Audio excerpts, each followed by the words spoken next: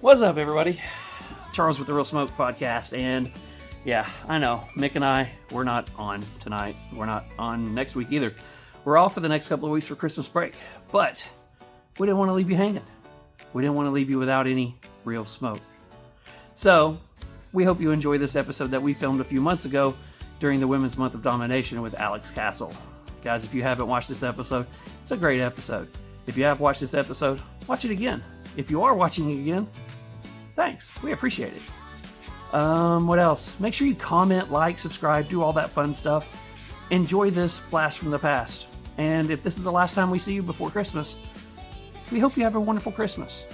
We hope that it's full of amazing times with all of your family, and you get everything you deserve. I mean, you want, not that you deserve, because that could have gone bad.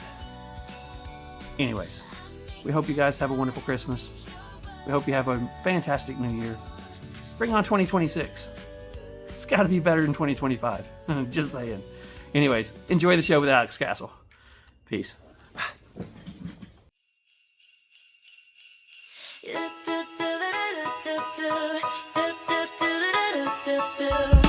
Mix in the west with a box of cheer. Charles in the east puffing through the year. Tennessee stars like the smoky air. Friends and cigars, pull up a chair. Flicker of flame, stories unfold. Warm as the whiskey, smooth as the gold. Oh, Christmas by the fire.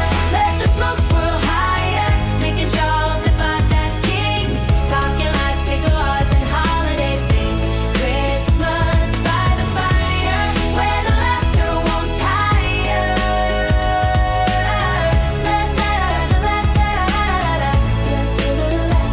From Memphis nights to smoky trails, they light it up, sharing tales. Guess with stories bold and true. Pour a glass, there's room. Welcome to the Real Smoke Podcast with your hosts, Mick and Charles, the podcast that's all about real people, real cigars, and real smoke. Coming to you live from the Real Smoke Virtual Cigar Lounge, bringing you the best of cigars, whiskey, and all the good times in between. It's more than just a podcast, it's a community of cigar lovers. So grab your favorite smoke, pour a drink, and join us as we dive into all things cigars, whiskey, and just having a damn good time. This is the Real Smoke Podcast. What's up, everybody? Welcome to episode 23 of the Real Smoke Podcast. We are your hosts, that guy over that way. That's Mick. Everybody say hi to Mick. Mick, say hi. What's up, guys? And I'm Charles. Today we have an awesome guest, but before we get into that, we need to make sure that we take care of some business and say that this episode is brought to you by the Cigar Vault, Oakdale. Your ultimate destination for premium cigars and unforgettable experiences. Whether you're a seasoned aficionado or just starting your cigar journey, they've got you covered. Find them on Instagram at Cigar Vault Oakdale or online at thecigarvault.com. And here's a treat. Use promo code REALSMOKE to save 10% on your order. Let the Cigar Vault unlock your next great cigar. What a great tagline, man. That's awesome. I hope they enjoyed it. That's awesome. I mean, come on. Every sponsor just got their copy rewritten today. And what's even better, none of them got notified about it. So they're all going to be able to hear that, wait, this is not the copy we sent you. This is the copy you did. It's better to ask forgiveness than permission. Change is good, brother. Change is good. Okay, come on. 22 episodes of reading the same copy, especially for some of the ones that's been with us since day one. I'm getting tired of reading the same copy. Man, I'm telling you, they got to love it. It's great writing, man. It's you put some time into it, put some good thought into it. I'm impressed. They have to be impressed. It's awesome. Yeah, you seem to approve. I mean, I sent you the pictures of all the different sponsorship copies that I've actually got to read tonight. So you seem to think they were okay. So hopefully they will. Yeah, they'll love them, man. They have to. It's from us. They got to love it. So if everybody hasn't noticed yet, Mick looks a little different. One, he looks like he's the Michelin Man because he's all bundled up. A little cold. But two, he's got headphones on and he's got a real mic. I mean, come on. Yeah, I gotta thank Robert. A lot of people know Robert on here. He's not only a Patreon subscriber, a TriStar brother. He's a good friend, man, a good dude. He knew I went down a rabbit hole looking for equipment since I just bought my new laptop, and he's like, hey man, I got some equipment. So I gifted him a few cigars. He gifted me a really nice setup for here, and yeah, man, we called you at the end of the day, but now Robert can hear my beautiful voice a little bit more clear, and I appreciate you, Robert. And also, if you haven't checked out 13 Knives, give him a look. They're the best looking cigar cutters you ever see in your freaking life. So check them out. They are fantastic. I just laid mine under something and it's laying around here somewhere. Crap. Where'd I put it? Anyways. Sorry. Yeah, go check out 13 Knives. Robert Courtner, you're amazing. Let's talk about Mick on the town. So Mick, I will say this. Tuesday night, Mick was like, yeah, I can't get on the herf tonight. Cannot hang out. I've got to let my liver heal. Yeah. My liver did not need what I put it through this past weekend, but my soul did. Saw some great friends this weekend. I do have a few notes on my open up here for that. So here was something totally cool, which I know I texted you about right away, Charles. Like 3 people knew me from Reels this weekend. That was cool. I'm not that I want to be like famous because of what we're doing here. We're just having fun, and where it takes us, it takes us. But when random Uber drivers and people are like, you look familiar, that's kind of cool. I mean, so that was pretty neat. Also have a Devin Walden story, but I'll save that for next week because she is our guest next week from Big Machine. Have you ever heard of the place called Attaboy in Nashville? Yeah, I have. It's like a underground nightclub kind of place, super hard to get into. Well, because of the shitty weather on Saturday, we walked right into the place. So that was kind of cool. That you tell them what kind of liquor you want. You tell them basically if you have any allergies, and they will make you a cocktail. It was really cool. I think I was too drunk to truly enjoy it, but it was a great weekend. My last note for the Nashville weekend. Have you been to Jelly Roll's bar yet that opened up? I have not. I'm a big fan of Jelly Roll. The place is cool as shit. But, dude, when you're spending $25 a drink, you should probably taste a little bit of alcohol in it. It was a little painful, but the place was super cool. But I would say if you're looking to not spend a shitload of money, don't go there. So that's my one tip for the weekend. Well, I will say this. You can't just leave it in Nashville, because not only did you and your buddies hang out in Nashville, y'all traveled all the way back to Memphis and did it again. We did, yeah. We went downtown for St. Patty's Day and had a pretty big day down there, which our second stop was Old Dominic, which has pretty big ties to our guest tonight. But nice. It was a good weekend. I actually found out I don't hate bourbon as much as I thought I did either. So it was a pretty good weekend, man. See, look at this.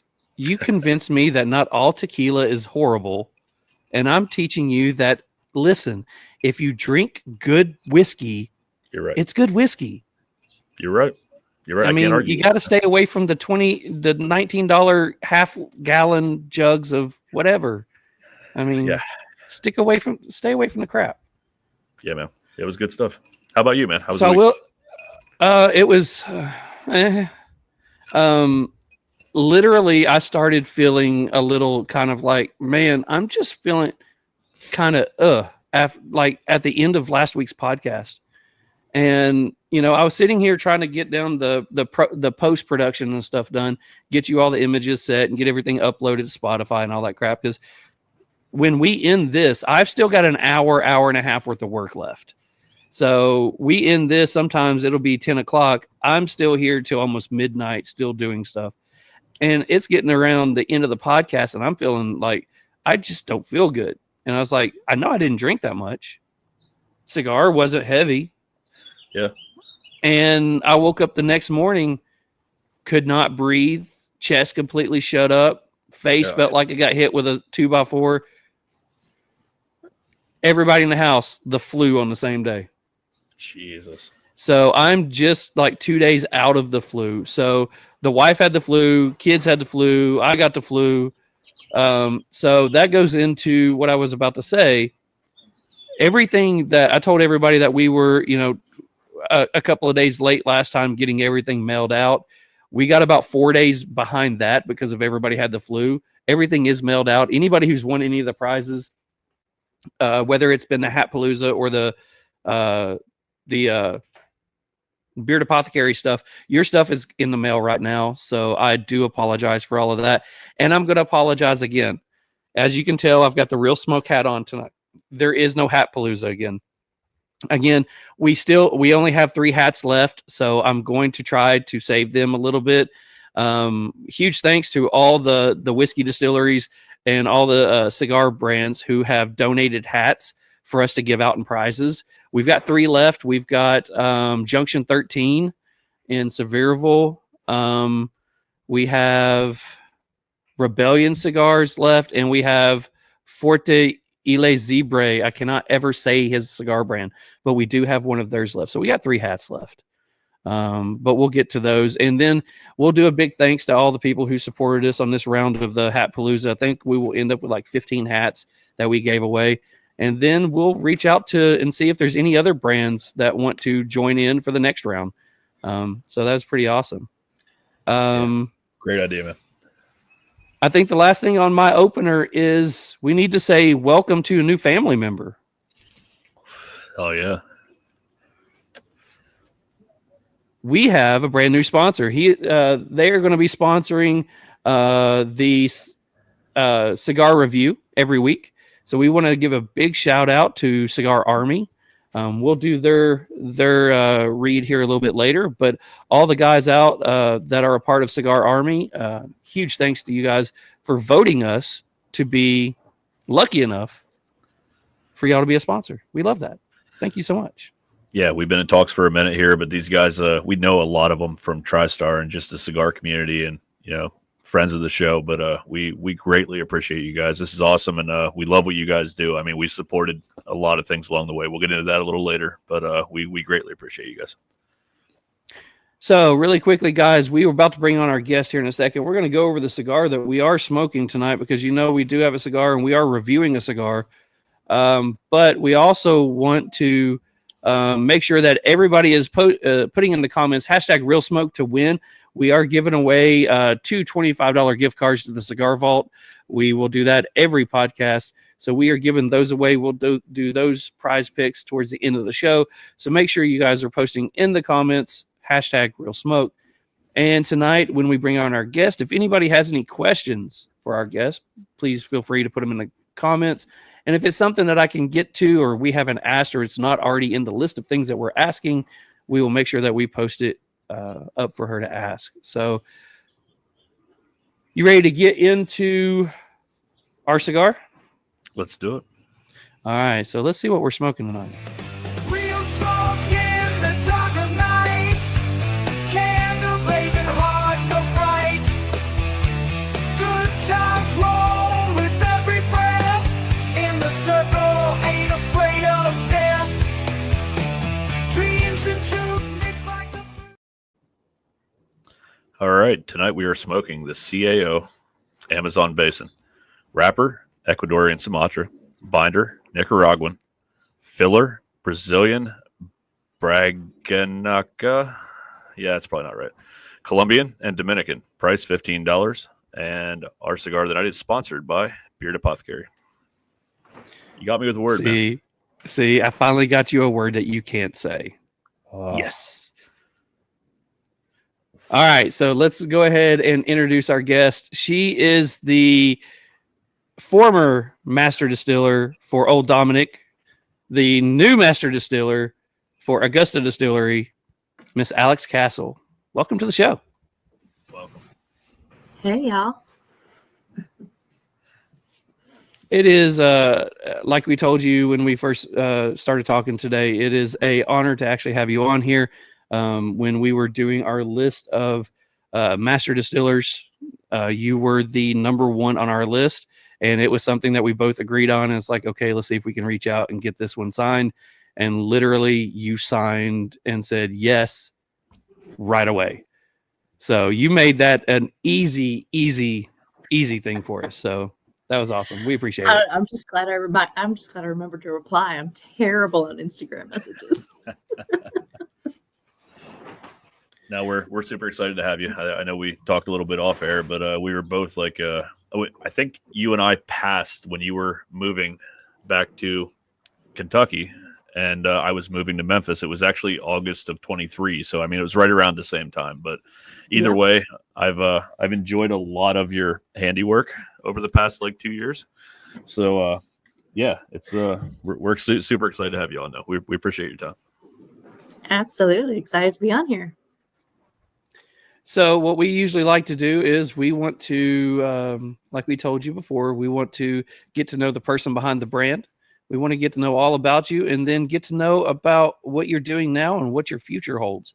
So I guess the first question is, where did Alex grow up? How did she grow up? And what was little Alex like? God. So I grew up in a small town in northern Kentucky called Burlington. It's basically Florence. If you've ever driven on 75, you've seen the Florence Shaw Water Tower. That's my exit. I have an older brother. Parents still married. They've been married since 1979. So Nice. Awesome. and they're still in the house I grew up in, even. And so just a small town, the four of us. Best friend grew up down the street. You know, it was that type of childhood. And what was I like as a kid? Oh Lord. Always like it when they start like that. Come on. Early years, I was not the good kid. I was the demanding, mean, temper tantrum throwing kid. And thankfully, as I got older, my brother and I flip flopped roles, and I became the good kid. But loved sports. I was crap at them, but I loved sports. Loved theater. Did theater all through middle school and high school, and studied it a little bit in college, and but also fell in love with the sciences. So it was about 14 when I decided to go into chemical engineering, with distilling being the end goal. Okay. So I got to ask, what sports did you play? You said you weren't great at any of them, but I got to know. I was crap. Basketball, loved basketball. Of course. You lived in Kentucky. Come on. Right? Yeah. But I'm also 5'4", so I'm not really built for basketball. Understood. And right. And also I'm not super competitive. And after a certain point, sports are competitive. There's no fun. Yeah. So I did basketball, but I did softball the longest. Okay. I started as catcher, and then went to third base, and then ended up at shortstop. Okay. Yeah. Girls softball can get super competitive at about 13, 14, 15. I've seen quite a few girls I know go through that age, and they're like, yeah, this just isn't for me anymore. It gets very competitive. I saw our pitcher get hit, like take a line drive to the face one too many times. I said, that's enough. Yeah. Just enough. Well, I will say, as somebody who moved around a lot growing up, born in Tennessee, but moved all over the place, and then for the most formative years of my life, lived in Kentucky. I consider Kentucky my home. Lived in Eastern Kentucky outside Pikeville, lived in UK family housing in Lexington, University of Kentucky. Mm-hmm. My backyard was literally the football stadium. So That's awesome. It's when I moved to Kentucky my 8th grade year, somebody who was in 8th grade the height he is now and never grew up any further, I was shoulders above everybody else and was told that I will learn how to play basketball, I will learn the position of center, and I will learn how to win. And it was like, okay, what is this basketball? Because I was a baseball kid. What is this basketball? And, coming to realize that it's like Tennessee football. People in Kentucky take basketball seriously. So Yeah, we do. Yeah, we do. So I learned. I gained a great love for basketball, and have been a Cat supporter ever since. How'd the basketball turn out, by the way? How were you? I was great. My 8th grade in freshman year, I was the tallest person on the team. By the time that I was a senior, if I would have stuck with it, I would have been the shortest person on the team. Because the people I was in 8th grade with, they were up to my shoulders. I was up to their chest by the time I graduated high school. They were well over 6'2", 6'3", and I'm still 5'11". I was 5'11" at 6th grade and just quit growing at 6th grade. So, yeah. Basketball was great for about a year and a half. After that, it was like, nope, moving on. I went back to my other sports passion and just continued with it. So at 14, you decided that you love science. Okay. Yeah. So was the chemical engineering your first thought that you were like, hey, I want to go down this field? Or was there something before that was your Really, there was something before it. I spent from a really early age, fell in love with the idea of marine biology. That's cool. I loved going to aquariums, and I would read books on fish and stuff outside of school. I loved it. Thought I'd do marine biology. And then I took biology freshman year of high school. And to this day, I still think it's the worst subject ever. That's fair. Absolutely fair. I can't disagree. It was awful. And so I knew I couldn't do it. And so I kind of like had a little midlife crisis because I suddenly didn't know what I was going to do with my life. And, but, finished the core curriculum or whatever in high school, the college prep. And so discovered chemistry, discovered physics, and fell in love with those. And it was actually my mom who suggested chemical engineering. And when I asked her, what do you do with that kind of degree other than teach? Because I am not a teacher. She said, you can be a brewmaster and make beer, or you can be a master distiller and make bourbon. And I said, okay. So at, high school age, were you a driven student? I mean, were you like book oriented? Was you grades oriented? Because you said you had a little midlife crisis. My midlife crisis in high school is if a girl didn't like me, and you're like, I don't want this profession. I need another profession. I wasn't thinking of profession then. What am I going to be doing 20 years from now? Not does that guy like me or that girl like me? Right. Yeah, driven might be an understatement of how I was in high school. I definitely probably stressed more about grades and things like that than you should at that age. But yeah, very type A, very focused on what I was going to do post high school. So that was what I was focused on. That's awesome. I blame my parents. It's fine. Yeah, it's all your fault, Mom. Yeah, I don't want to jump cart ahead of the horse, but that's really interesting to me that when your mom presented that to you as a teenager, you were like, "Yep, that's what I'm doing." Like that's insane to me. So, and I still don't know really why. Cool. I don't know what it was because my parents really didn't drink, so I wasn't exposed to bourbon. I wasn't really exposed to beer, especially not like craft beer. Yeah. So I still, even to this day, don't really know why those resonated with me in that moment. Like now I know why, I'm in it, but at the time I have no clue what actually like drew me to it. I just thought it sounded cool. So Mom and Dad wasn't sitting by the fireplace with a nice pour of whiskey saying, you should be a distiller. They just happened to bring that up. And that was like, I'm going to do this. Yeah. I mean, the most exposure I had to bourbon at that point was probably, they did take my brother and I to Maker's Mark for a tour when I was like, I don't know, 5 or 6, but it wasn't a good experience. I thought it stunk. I did not like any of the smells. They gave me a piece of chocolate that turned out to be bourbon fudge, and it was horrible. So I don't know why it seemed so attractive because my experience was not attractive at that point. But I ended up falling in love with it. Wow. So was there a point during your college days or what? I forgot. I'm not used to having a mic here. I just hit it. So going live. That's what we do. So was there a point like in maybe, college or whatever, where you were like, obviously you knew you wanted to go down that path with maybe distilling, but like, was there a point where you were like, all right, I'm starting to find that I like this more than this, or this is how I want to take my path in distilling? Yeah. So actually, I really thought I wanted to do beer. That's what I was leaning towards. And so that's how I ended up with Alltech when I was in school, because at the time they had a brewery, Lexington Brewing Company. Okay. And while I was there, I did get exposed to the beer side. I got to help on the bottling line and things like that. And that's when they added the pot stills. And I got to run those. And it was that first day running the stills, I realized beer wasn't for me. I needed the distillation step.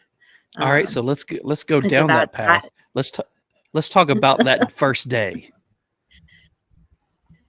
Yeah. Well, so really I should say the first exposure to the stills wasn't running them.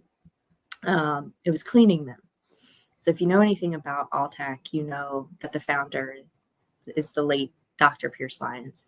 And if you ever met the man or his wife, they were very particular about how things looked. They always wanted everything to always look very perfect, basically. And so when they got these stills, they wanted them to be like bright, shiny pennies at all times. And once you run a still, you lose that shine, right? But oh yeah, we had to clean it constantly. So that was my first exposure to anything in the distillery, was trying to figure out how to clean these pot stills and doing it like every week. And then finally my boss, Mark Kaufman, asked if I wanted to observe a distillation. Absolutely. Get me out of the office. Let's do this. So I meet him at the distillery, and the moment I walk in, he's like, I'm so sorry. I forgot I have to take the boys to the dentist, so I have to go. It's like, oh, crap. Now I got to go back to the office. No, that's not Mark's style. Mark ran me through the entire process in probably about 5 minutes. Said, if you have to, just turn them off, turn the steam off, and don't worry about it. But you got this. And then he left. Wow. And so crash course in distillation and ran the stills that day. And I don't think I stopped smiling once. It was the coolest thing ever. I loved it. From that point on, there was no turning back. That was like such a dad move right there. You know, dad telling you, hey, I need you to do this. I've never done this, Dad. Oh, just do this, and this. I'll be back in 2 hours. Just turn it off if you can't figure it out. Bye. And it's like, wow. And that's how Mark operated. He was very like, throw you in the deep end and see if you could swim. Yeah. So on the backside of that did you actually complete a batch at that point where you got to see the end result? Yeah, I ran, because they were pot still, so we ran one day and the other one the next day.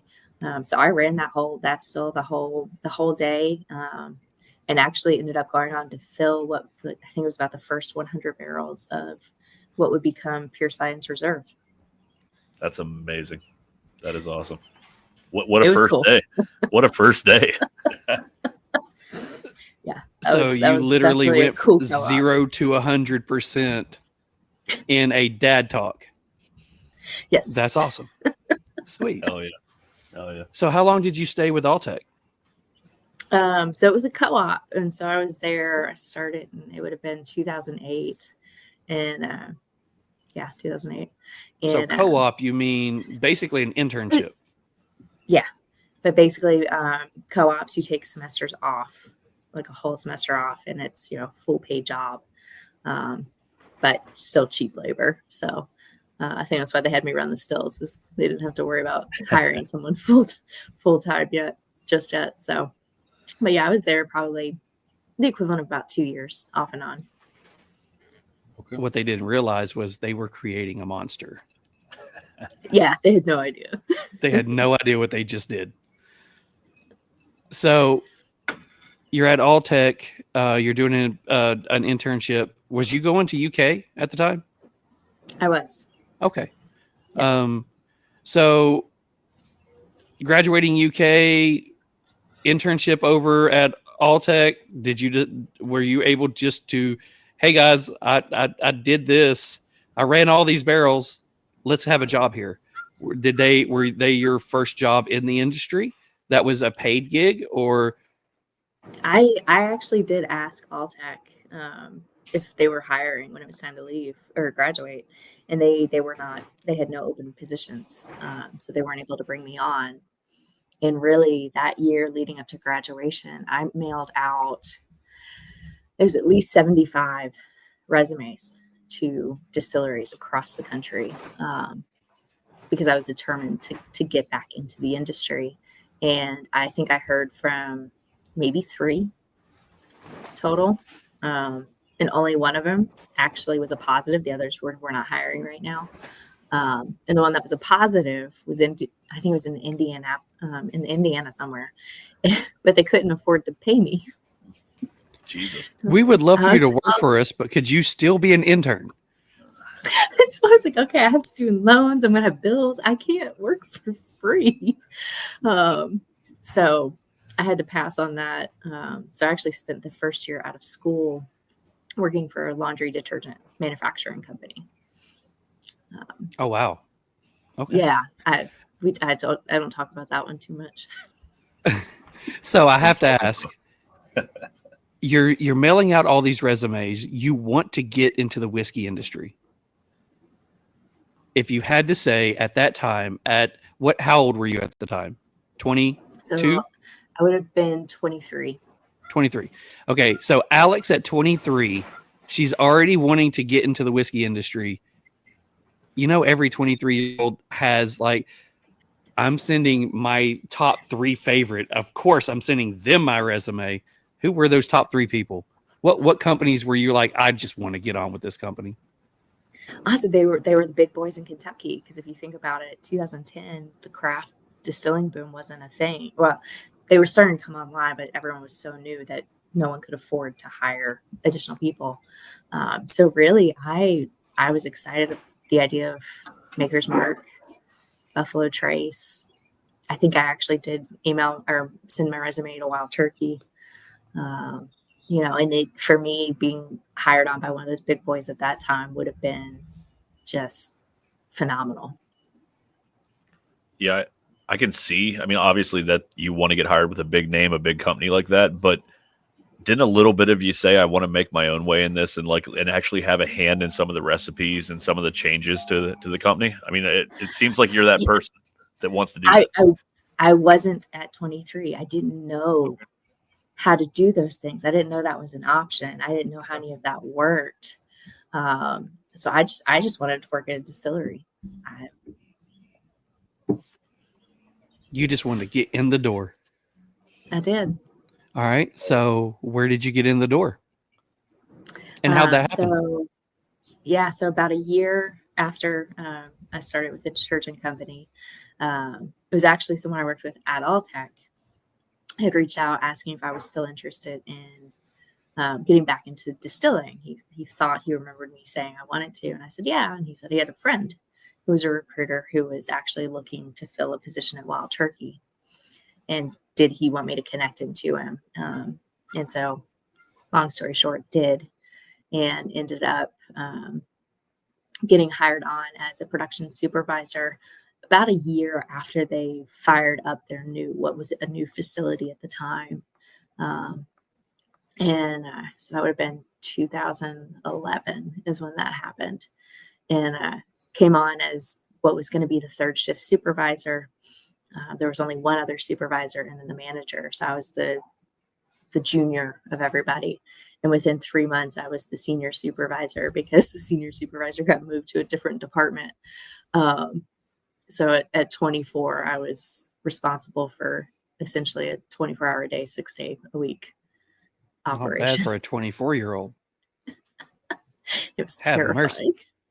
Yeah, I was about to say, what was it like going in there knowing, okay, at 24 years old, and it's not your first real job in the industry, but technically it's your first real job in the industry. And now you're the supervisor for the shift of Wild Turkey going out. It was terrifying because also my department, because I was in actual production, so grains receiving, mashing, fermentation, distillation, that was the department with the most senior union employees. So I had employees on my day shift crew who had been working there for over 40 years. Oh, I was 24. they were in their 20s when you were born. They were your age when you were born. So so there was that factor to it, so there's this petite young female coming in. I'm their boss. This is my first real job in the industry. It was intimidating, and it was interesting trying to figure out how to learn to be their boss and how to help teach them. But also, you better believe I learned from them a lot. So what were some of the important things that you can remember that sticks with you from that job, the things that they taught you? I remember the one, Ronald and Steve were my day shifters when I first got there, and they could run the stills better than anyone. And really, they almost treated them like living things. They knew how to slowly coax it up, slowly coax it down, and how to see, there's a million numbers on the screen. They knew how to look at every single number and know if it was trending up, down, whatever it was. They knew exactly what it meant and how to get ahead of it very easily and very quickly. And so it was fun to learn from them that it's not just equipment. It's not just a process. It's almost a living thing. It's an art. They had passion for it. They really did. And I don't even know if either of them actually graduated from high school, but they understood what was happening very well. On that still.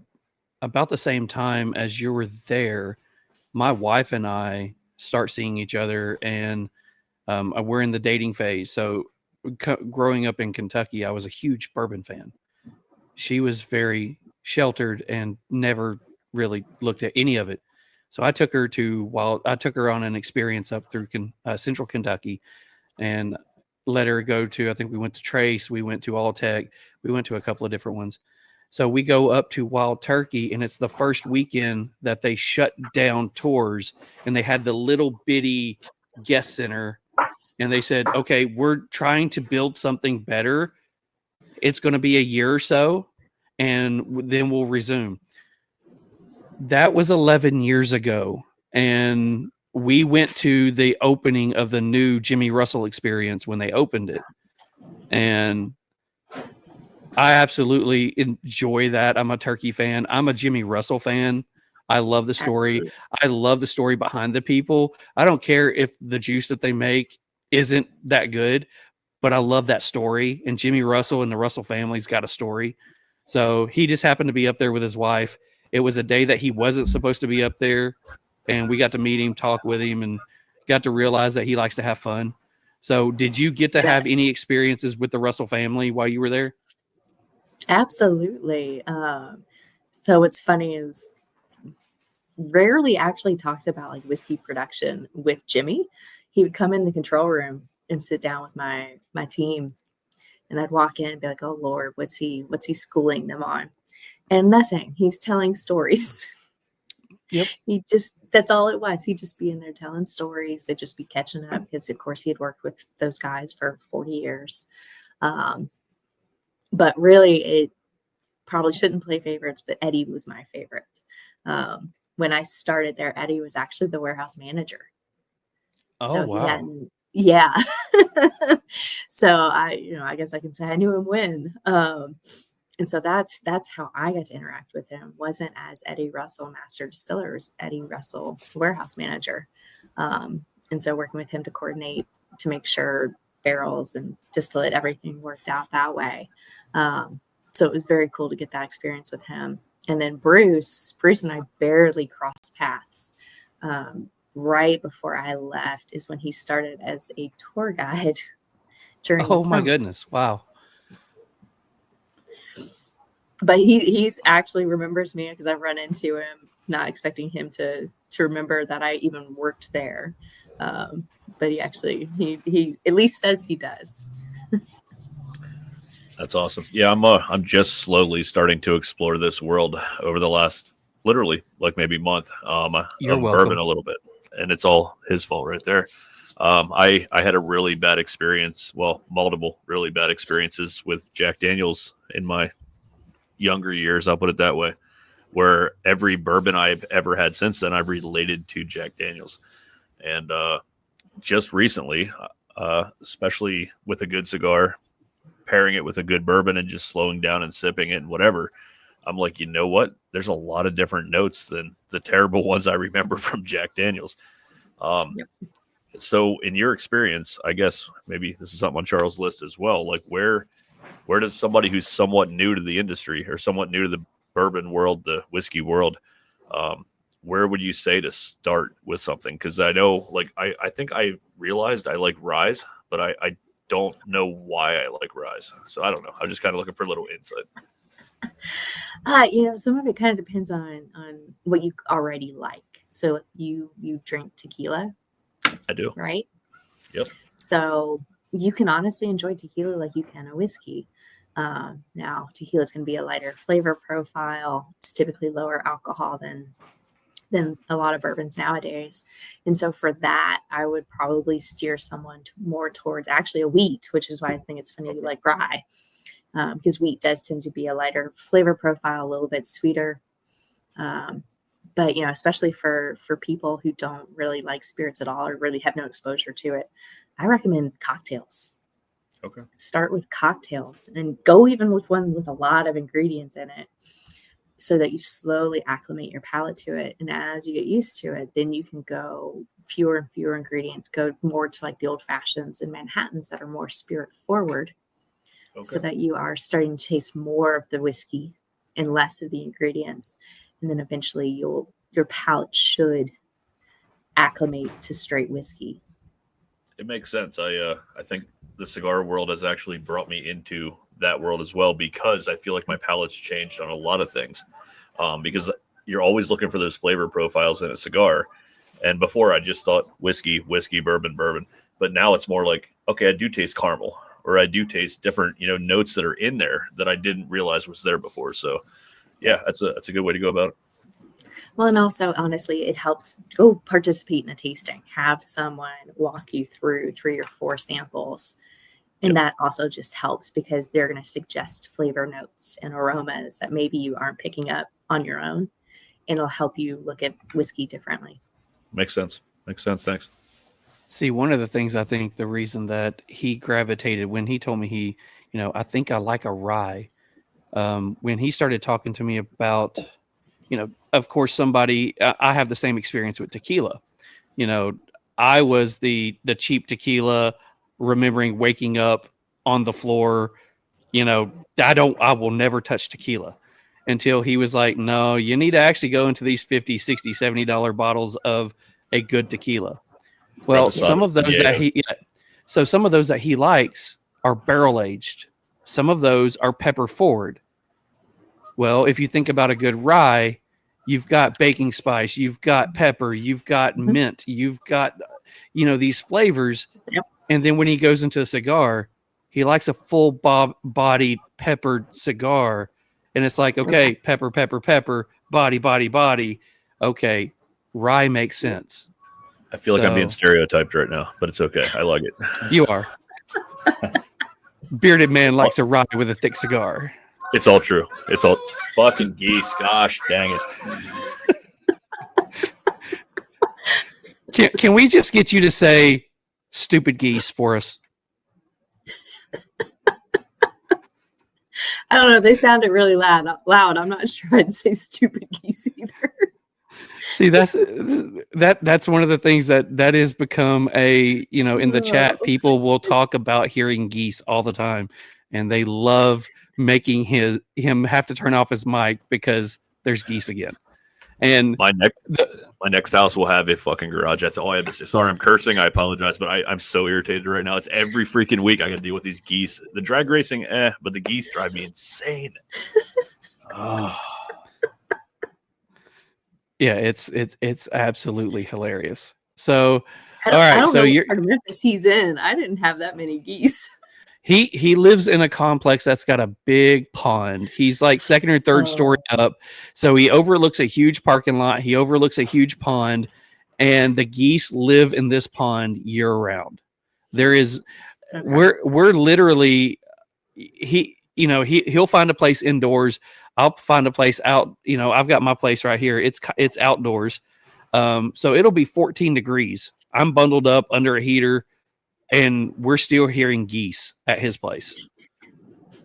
So it's hilarious. And the fact that he gets so tore up about it, Even better.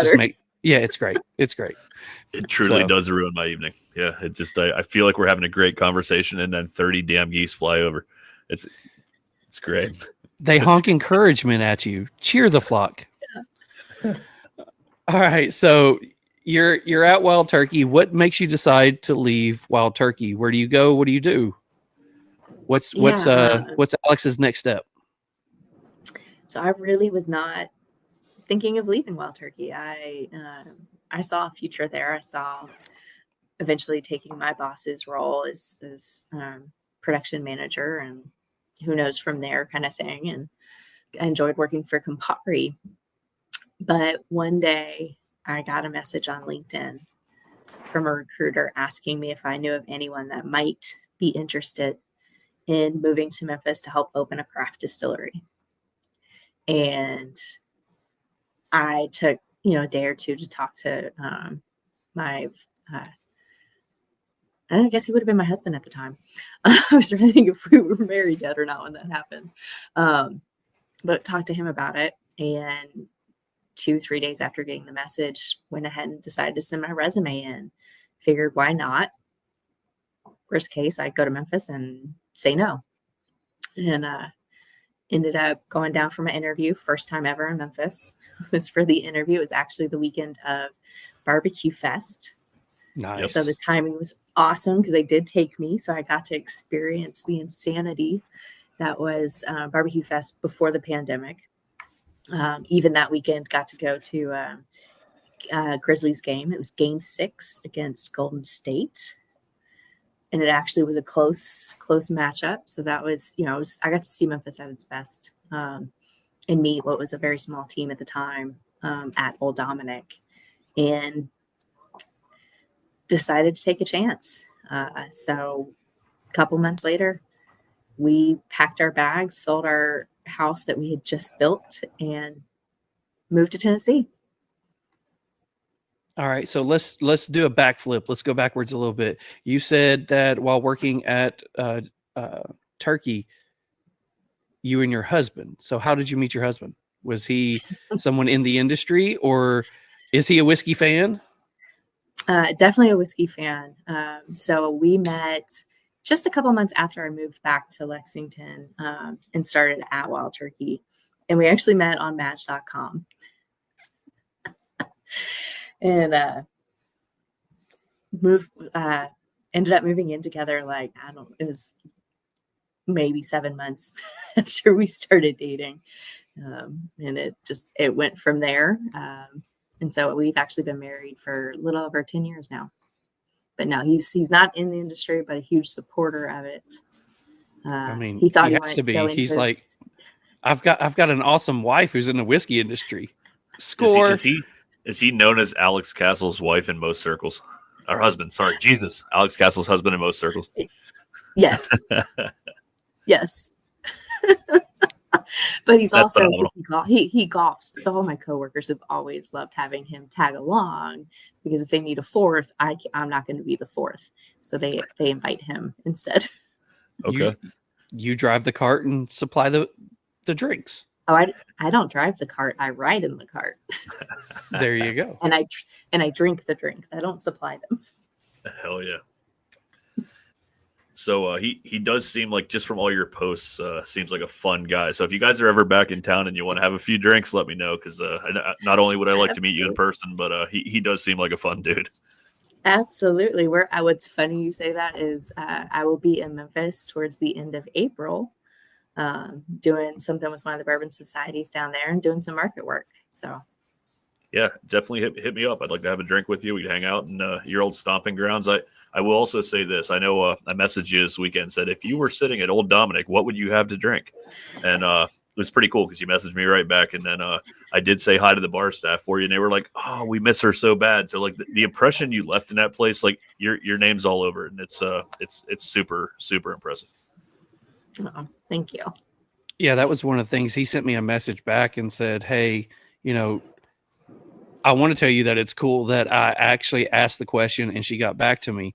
But listening to the people who work there still talk about how amazing she is, that proves that we're going to have a good guest on." And it's like, that's a pretty cool experience. Awesome. So shout out to the gang over at Old Dominic. Yeah, I've never had Absolutely. bad service there ever. I've never had bad service. We've always had a great time, like attentive bar staff, and they make your experience so much better. And I've always said it, like it's the place that you put on the map and you built, and it's freaking awesome. But you left a legacy behind there where people still care and they still miss you tremendously, which shows a lot about your character. Oh, thank you. I miss them. We somehow built a very, very fantastic team there. So That's awesome. So jumping off of what Mick said about you went there, you took a gamble on a brand new distillery. It could have been the best decision, or it could have been the worst decision. So, we went into it. We went into it thinking worst case scenario is I gain experience building out something, and yeah, maybe it fails, but I still at least built it out. So to us, that was the worst case scenario. So I'm not sure who this is, but they say we love and miss Alex. She is awesome. So I don't know who that is. I don't recognize the name.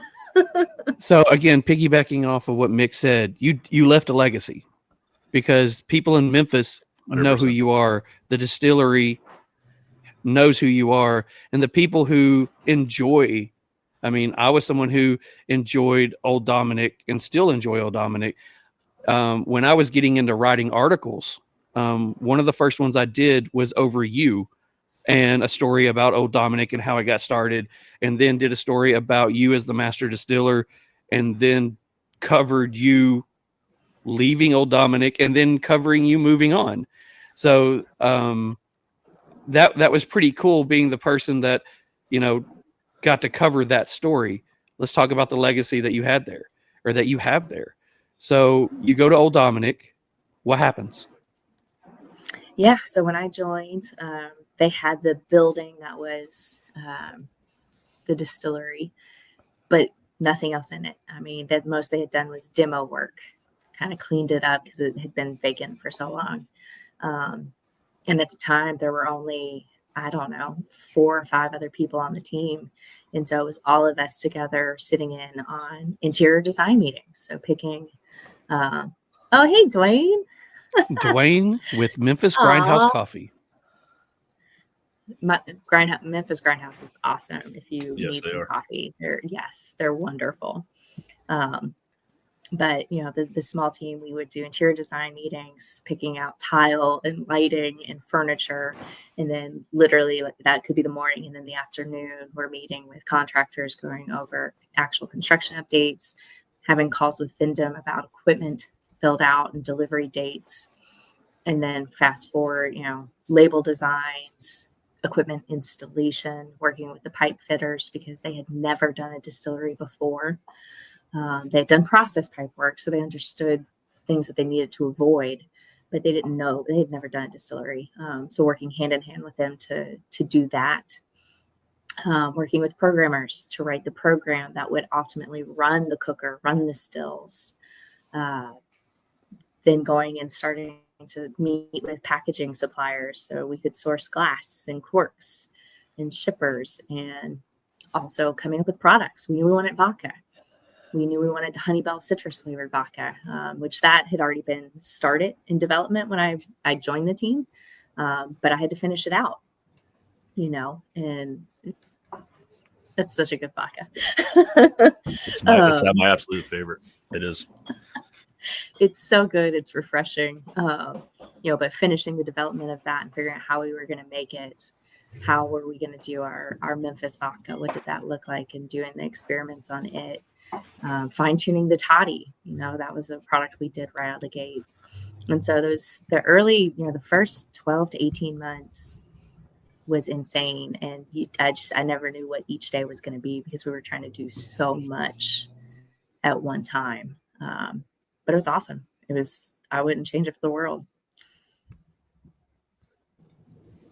I do have one more little thing. So as I was sitting there at the bar, I said to the guy, I said, so I got to try this bourbon because Alex says so. And he goes, oh, Alex. He's like, you know her? I'm like, not really. I said, because she's coming on our show this week.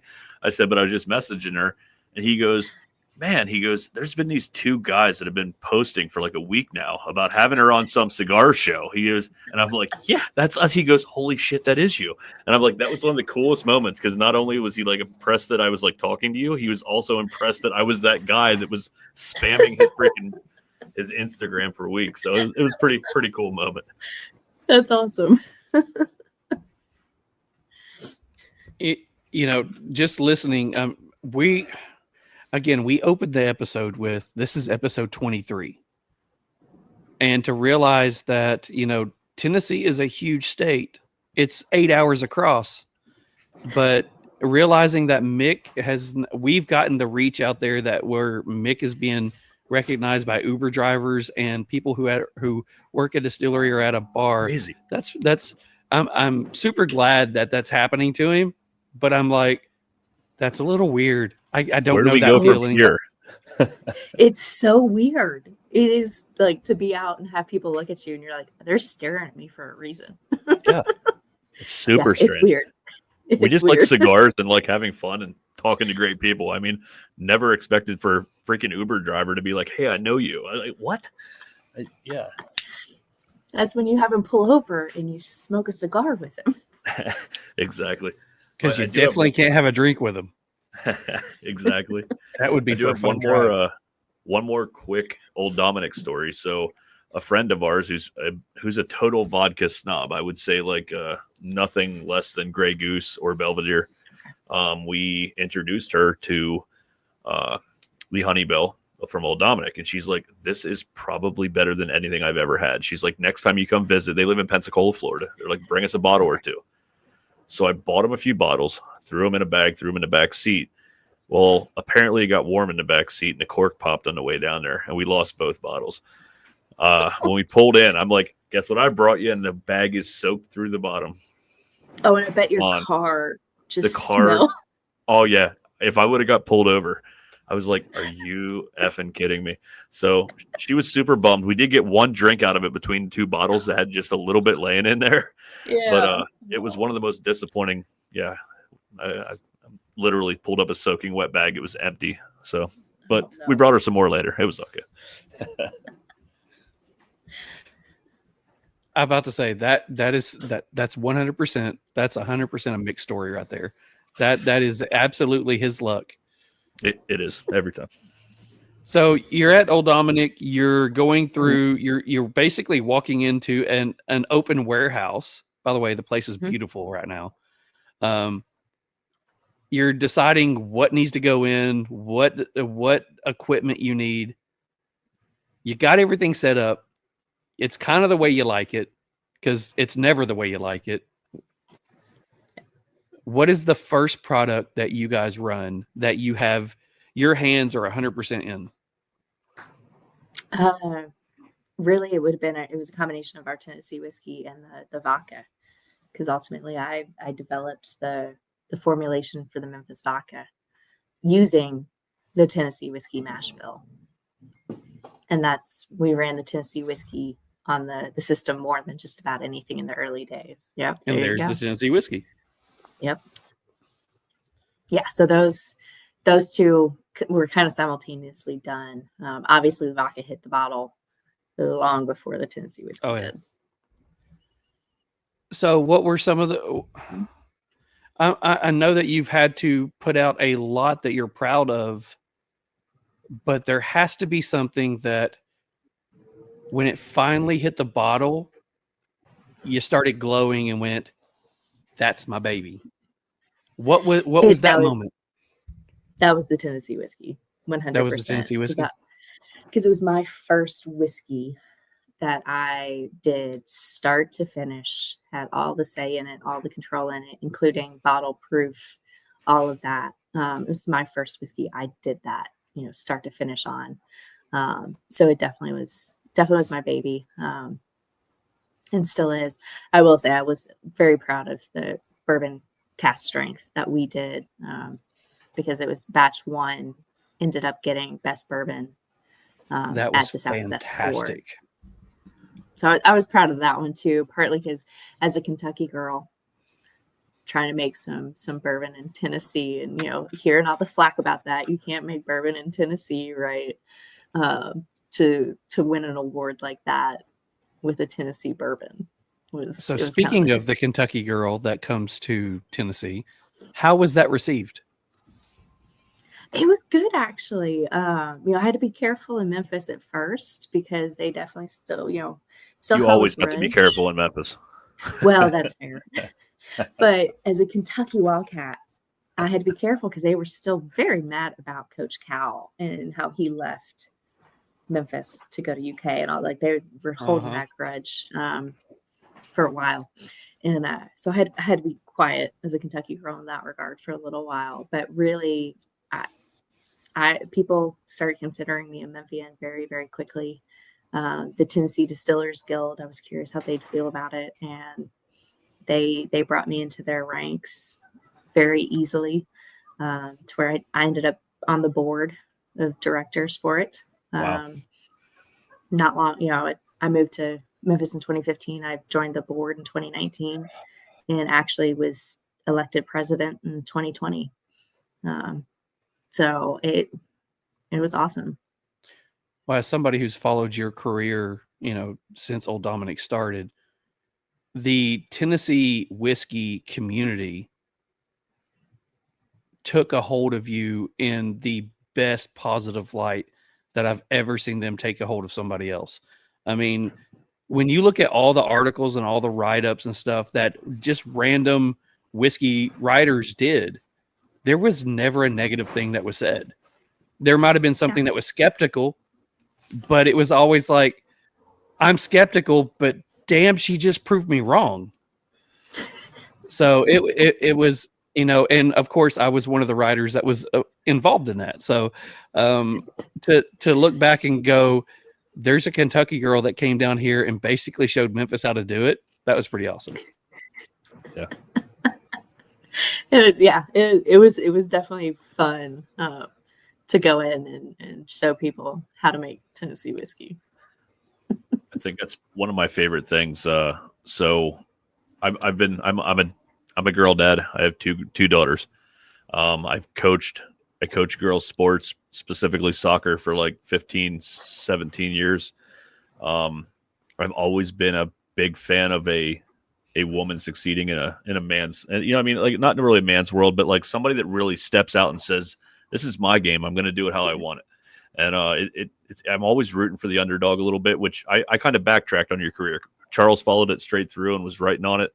I kind of backtracked when I moved to Memphis because I had heard your name, and the more research I did about Memphis, it showed what part you played in the culture of downtown and specifically building Old Dominic to what it is. And that's why I became such a fan and why we were so excited about having you on. I mean, I guess maybe a little bit for different reasons, but kind of the same reason. I mean, you found your niche and you were like, this is mine. Watch me go. So that's awesome. Thank you. So I'm going to piggyback off of him this time again. There's a lot of people that give Old Dominic and you credit for the area that in which Old Dominic is in, of revitalizing that area and bringing it back to something that is, I'm not going to say worth going down there to, but if you look at a lot of the old buildings down there, if it wouldn't have been something for like Old Dominic coming in and sprucing up that facility, it wouldn't have given people a reason to want to do it to more others. So you got to give you and Old Dominic a hand in, making an area that people can come to and enjoy and feel comfortable in. Thank you. That's definitely what we set out to do. And what's crazy is actually like the apartments and hotels there at the corner where Beale is, Beale in front, that actually was a project in the works even before I got there. They kept talking about it, but never moved on it. I have no clue what the delays were, but they never moved on it. Tour shoot, we were open for 3 years before they even started building on that project. So I don't know if we spurred them to finally get their butt moving or what. No But pun we were intended. definitely right. But we definitely were the first, like you said, revitalization in that area. And the only thing that in that area you went to before us was Gus's. You went there for the fried chicken. Yeah, 100%. And so that was a very fun thing to get to witness, being downtown and seeing all the different buildings go up, the new businesses, new families moving in, and just finally seeing life. South Main had already been revitalized, and it wasn't too far away, but to see Front Street kind of get new life was an awesome thing to get to witness and be a part of. Well, I guess my last question that's concerning Old Dominic, because it's just like you, it's time to move on. What was the last thing that you had your hands in with Old Dominic? What was, because, I don't know what their process is now. I don't know who their distiller is now. They haven't posted anything, but what was the last thing that you had your hands in that you're like, all right, I'm about to split. I know you didn't say that, but I'm about to split. This is going to be my final hurrah. What was that? So basically, right when I was leaving, we knew that we were taking, those 4 special bourbon batches we did, the 2 cast strength, the 90 proof and Ball and Bond. We knew 2 of those were being made permanent line extensions. And so I went through and selected the barrels for every batch. There's the bottle of wine. Yep. There's the Tennessee Whiskey Ball and Bond. So I actually did all the batches for that for what would have been 2024. And also did all the batches for the bourbon 90.1 proof and the bourbon cast strength for its release in 2024. And then other than that, I forget how many different barrels of our R&D line going. And so I think one of the last products we released before I left was actually our All the Cookies bourbon that we kind of had become known for. And so that was kind of my farewell. I made sure we got that out the door. So let's talk about leaving. You had a semi-long history with Old Dominic. You helped them get off the floor. You left a legacy there. When you posted that you would be leaving, it was a little bit cryptic on the way that your post was on there, because I was looking at it and I remember telling my wife, I read that and was like, this isn't I'm leaving to go make a family somewhere. Something's happening. So was this something that was like, I know that I'm leaving to go be a part of something else? Or was this I left and then all of a sudden something else came up? No, I already had my next gig lined up by the time we announced my departure. But it was one of those things we were trying to, because I needed, based on my contract, actually, I had to give 60-day notice, 90-day notice, whatever it was. And so we wanted to announce my departure as quickly as we could, but also not necessarily shine a light on where I was going until we really had to. So that's why it was cryptic at the time. Is I didn't want to take away from what little time I had left at Old Dominic. And to say something, good towards the way you left it, I hated, we just did a big herf out that way right before this happened. So again, coming from the most eastern part of the state, which is 8 hours away, I hated that I didn't get to go and do some of the events, but it wasn't like, hey, peace out, I'm gone. It was, hey, I've got so many days. I'm going to line up all of these different, hey, I'm going to be here. Come meet me. Come say hi to me. I would love to get to know everybody who enjoy the product that we made. You actually was like, you made it like, hey, I know I'm going home, but I just want to give back to the people who enjoy what I do. That takes class, because a lot of people would have just split. Leaving Alabama was one of the hardest decisions. It was definitely the right decision, but it was hard. And I loved Memphis. I loved the people that I got to meet and interact with because I was in Memphis and working for Old Dominic and across the state of Tennessee too. I was fortunate in getting to travel the state so much that it was important to me that it was good. I left on good terms. I left for good reasons. There was no reason to cut and run. Yeah, I'm not going to make this about my journey, but I completely get you. This was my first big move out of the state of Pennsylvania, and I've met some great people here. And there's a lot of things here that we don't love and we don't enjoy, but there's a lot of things that we truly have learned to love in this area, including some people. And I get you completely. Like it is a place that grows on you pretty quickly, and you really do. It does. It's a cool place. Yeah. Well, We didn't want to leave Memphis. I will say my wife is from Memphis. Again, we live out this part, but her family still lives out in Memphis, and her brothers and sister-in-law live out that way. And as somebody who had never been to Memphis, when I got to go to Memphis, I enjoy Memphis. I enjoy a bigger, when I lived in Podunk, Eastern Kentucky, it was 30 minutes to the closest Walmart. When I moved out to Lexington, I was back to where I felt good. When I lived out towards Atlanta, I loved it. When I lived out in Orlando, I loved it. And then when I moved out towards Lexington and realizing what Lexington was about, I loved it. Memphis is the same way for me.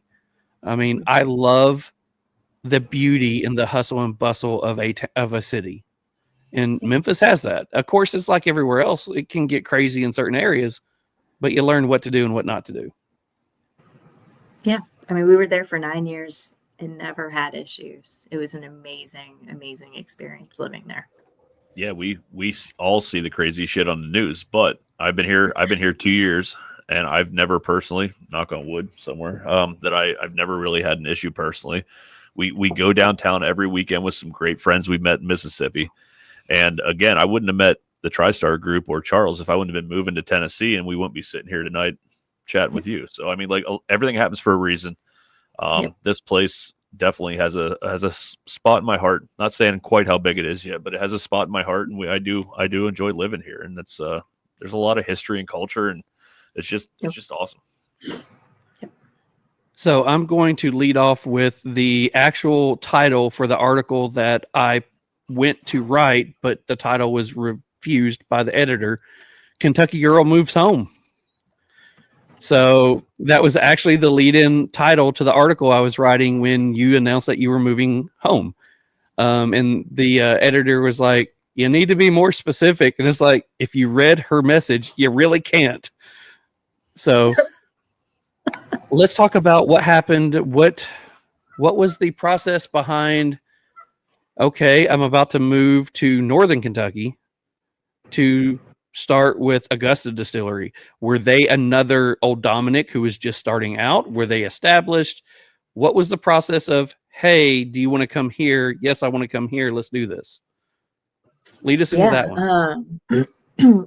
So it honestly started very similar to how Old Dominic did. It was a message on LinkedIn from a recruiter asking if I would be interested. Note to every distiller that you work for, make it part of the contract that she has to get off of LinkedIn because she's going to go to bigger things. Just saying. Part of your contract for signing up with us, you have to get off of LinkedIn.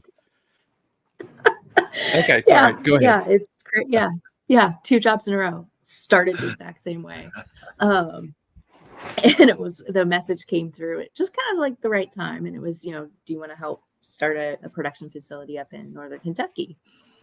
And I was like racking my brain, what distillery is building, whether it's an expansion or whatever it is, in Northern Kentucky? The only one I could think of that I even knew of was New Riff, and I knew they weren't looking for anybody. but the message came through at the right time. I was like, you know what? I think I'm ready to move on. I think I'm ready to leave old Dominic. So let's talk.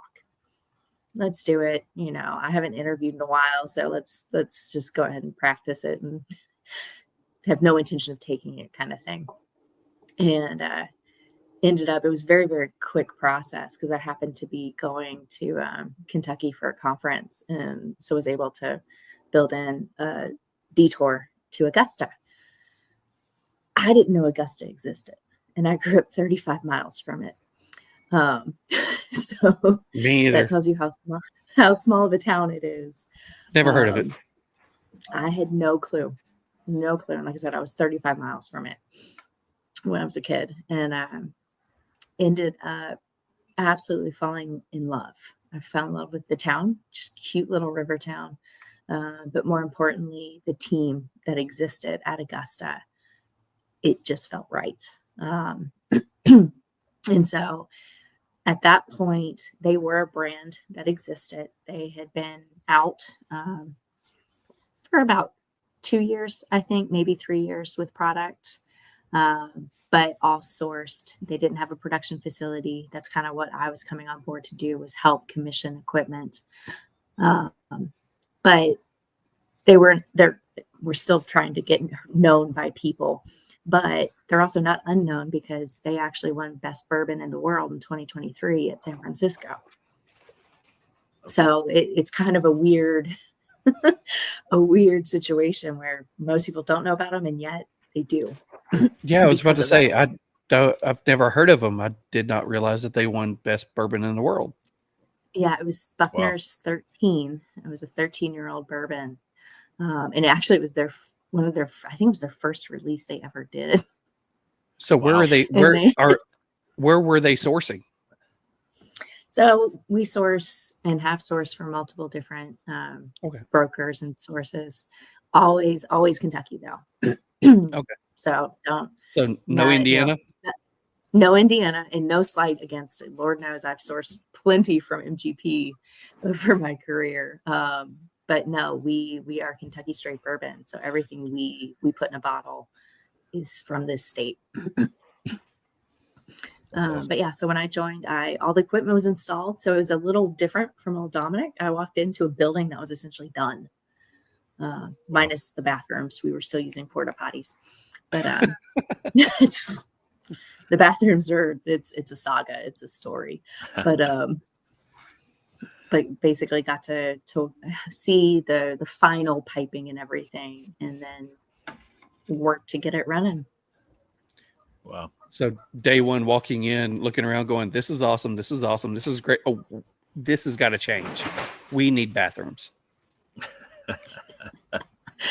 So apparently for about 2 years, they just kept saying, "Just another 2 weeks, another 2 months, we'll have bathrooms. We'll have bathrooms." The money pit for 2 weeks. That went on. And so they finally, like the day we were allowed to start using the restrooms and we could have that porta potty pulled away, we actually had someone filmed it for us and sent it out on a text thread because they knew we would all be ecstatic to see the porta potty. I was about to say, did y'all do it like a ship christening? Did y'all break the door, break a bottle over the door going? Yeah. I mean, I really still to this day, they still point out the bathrooms, but the first handful of groups of people that came through after we opened the bathrooms, the tour guides would take them through the restrooms. Because the way it's laid out, you can easily walk through. It's got a nice window out to production where the sinks are, not where the toilets are. But they would bring them in, and the president, my boss, saw it one day. He's like, Are they really in the bathroom? But he also can't say anything because I can't tell you the number of Zoom calls we took standing in the bathroom, where the sinks are, because there was no privacy. We had no offices at the time, and so, kind of like filming in a podcast in your kitchen, right? Yes, this is the story of my time in Augusta, just finding random places to take calls. I love it. No, I got to admit too, I knew. Like I said, when I was moving down here, I knew you were going to Augusta, and I literally had to look it up on a map and be like, "Where the hell is Augusta?" I had no clue, but I know now. When I first told my husband that I was talking to a distillery in Augusta, like I just said Augusta, he got this look on his face, and I knew what he was thinking. And I was like, "No, honey, not that Augusta. Not it's no golf." That's great. So I guess one follow-up question for me. It's a little off subject, but I don't want it to get away from me. I always like to ask one random question before, during the grant. There come the geese again. Jesus mighty. Yeah, I love you too, Charles. So have you ever paired a cigar with any of your bourbons? So Since you are on a random cigar podcast.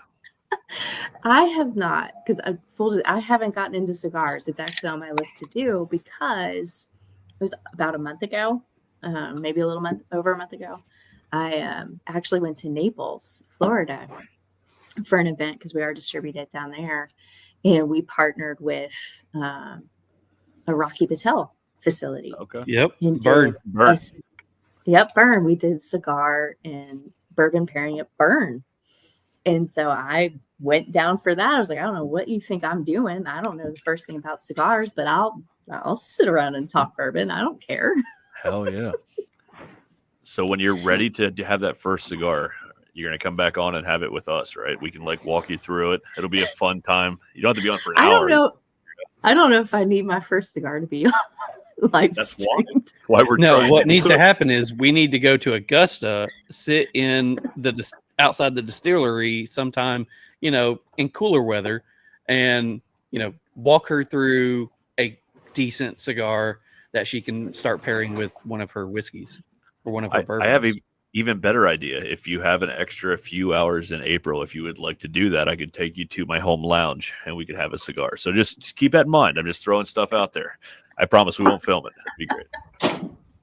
Love it. So we actually do have a beautiful yard at the distillery with the intent of having, a place where people can smoke cigars if they want. One of our founders is huge into cigars. And so we try to build that into everything we do, to where we even do a cigar rolling experience. Nice. One Sunday a month. We have a local tobacco farmer. It's a family business. It's he and his mom and his wife, I think, maybe his dad too. And they grow the tobacco, they dry it, and they also roll cigars. So they come out, walk through the portfolio, and teach people how to roll their cigars. That's amazing. I love Augusta even more now. That's phenomenal. I give up. These geese are just going to take over all night. I do believe it's a pairing that's meant to be. Like I said, I just recently started getting. I always paired liquors with cigars, but never bourbons. And now that I'm starting to see the magic of it, it's something that as a distillery, you guys also recognizing that is pretty phenomenal. Well, there's so many distilleries now, right? And we're all, we all make bourbon mostly the same way. So it's how do you stand out? How do you offer something new and unique that people haven't experienced? And that for us was just kind of a natural avenue. Phenomenal. That's awesome. All right, so give us the lowdown on Augusta Distillery. You're up there now, so tell us a little bit about how it got started and what the history is. I know it's fairly new, so what do people need to know about Augusta? Yeah, so we were founded by 3 college buddies, one of whom is from Augusta. That's kind of how they landed. What better way to start a distillery than 3 college buddies? Right? And they all have very, very different careers. One's a lawyer, retired lawyer, but lawyer. One works for Boston Scientific. And then there's, I want to say finance, I think is the third one. I feel awful. I can't remember what he does. But very interesting careers, very successful careers, and decided to start this distillery. And part of the driving factor was the building we're in. The front building was built in, I think it was 1904. And the city, and then there's add-ons over the course of the years. And it was vacated in 2008. The company that built it and occupied it for that entire time, F.A. Niter, pulled production from Augusta, and I think relocated it. And this building sat vacant, and the city was going to demolish it because no one wanted to do anything with it. And one of our founders and his wife decided to take over the building to save it from demolition. And then ultimately, that's kind of where the distillery idea came from, was to put it in that building to give it new purpose. And then that brought in the fourth founder, who is now our president. And he got brought in because he was someone who had the harebrained idea of investing in barrels years ago. And so that is where the bourbon first came in, was basically his inventory from the early days. And so fast forward, we start releasing product in the 2020s, opened our doors. I think it was 2022 is really where we started. And at the time, we weren't a production facility. Our main experience was what we call the barrel proof experience, or the barrel thieving experience. And that is where you, as the visitor, actually help us take the bung out of the barrels. You get to thieve your sample out of the barrels. And it's tasting a 2, a 4, and a 6-year-old. And sometimes different mash bills. And it's so that you get to see exactly what the barrel does and have an understanding of what different mash bills do and that type of thing. And now we have the production tour as well. Now that we are full production, we started full production last summer, filled our first barrels in September. But we won't be tasting those barrels, or bottling those barrels, I should say, for 8 years, because that is part of who we are. Augusta is, and you can call us crazy for this, Augusta is Kentucky straight bourbon, single barrel, cask strength, unfiltered, and nothing under 8 years old. You just hit me in all the warm and fuzzies. 8 years, cask strength, single barrel. I mean, that is 100% of anybody who is a whiskey nerd. The first thing they're going to say is, I want a single barrel. The next thing they're going to say is, I want cask strength. And then they're going to say, I want something with age. So you're throwing all of them into what your purpose is going to be. Yeah. Nice. So I guess everything that you're bottling right now, and I don't mean this in a bad way, because source whiskey is great whiskey too. So is what you're bottling right now still sourced?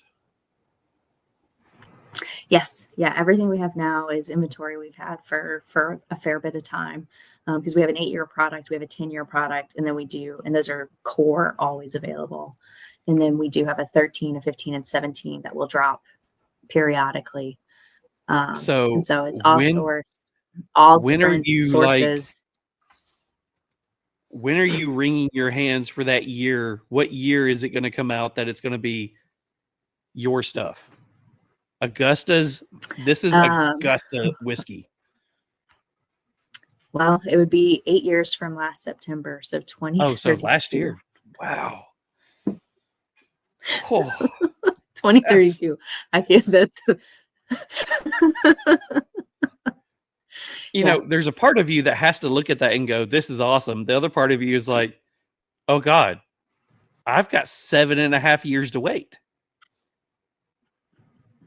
Yeah, especially because I start doing the math on how old I'll be at that point. And I'm just like, wow, and because I've also done this before, right? I've done the startup, I've done the barrel it and wait game and managed to see it through. I got to see my barrels get dumped and bottled, and I saw the bottles hit the shelf, and I'm goofy enough to do it all over again. So what is the first product that you've had your hands in? What is it going to be? What is the name of it? Or is it just the 8-year, or is there something, is it a special? As of right now, what we're distilling, the plan is for it to fall into our Old Route 8 product line, which is our 8-year-old that currently exists. But we have 8 years. So, that's the plan today. We'll see if that's where we still land. How often are you going to sample that barrel? Bottle it. In the early early years, I typically go every 3 to 6 months. And so actually I'm due to taste it. Probably, I think it's next week will be 6 months. But I'll be out of town, so I'll probably have to do it the week after, which my boss will be thankful for because he's also out of town next week, and he'll be mad if I try those barrels without him. So when But you go try those after the barrels, first year, spread it out. when you try those barrels, take a video of it. Give us a shout out because we're gonna want to see it. We want to see, like, There definitely will be. holy There'll be crap! Here documentation. comes the future. Yep, there will be documentation. Absolutely.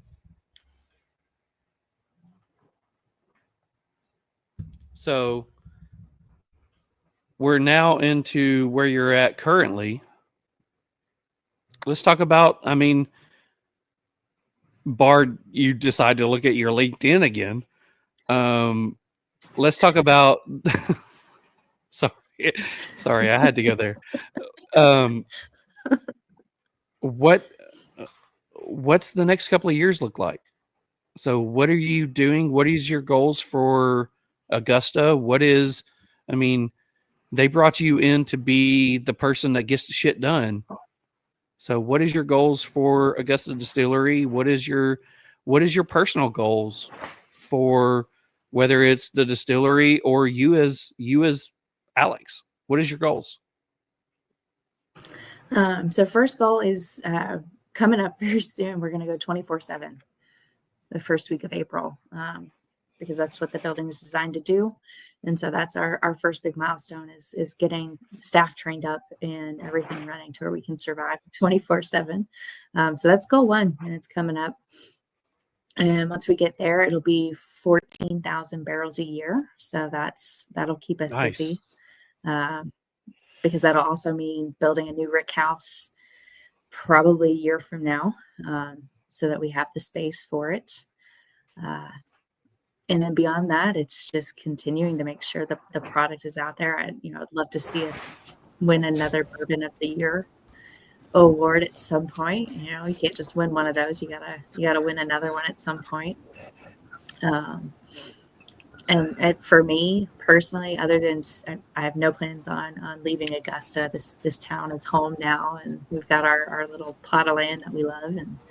And but just continuing to advocate on behalf of the industry. So right now, I am chair of the Craft Advisory Council for the Distilled Spirits Council of the United States. That's the type of work I plan on continuing to do. And just try to keep making this industry better and better year after year. Yeah, your drive and passion shines through. That's one of the big reasons we wanted to have you on here for Women's Month. I mean, it seems like whatever you do, you're like, I'm making it to the top one way or another. So it's keep building what you're building. It's impressive, and I again, I'm new to the bourbon thing, but I will find some Augusta very soon. Because you have my interest peak now. So I'll be reaching out to you when I can get my hands on it and find out what I should be trying. But very, very impressive. Absolutely. All right. So the last thing that we usually do before we end a podcast, or I guess end a session with a guest, is jump into some hotbox questions.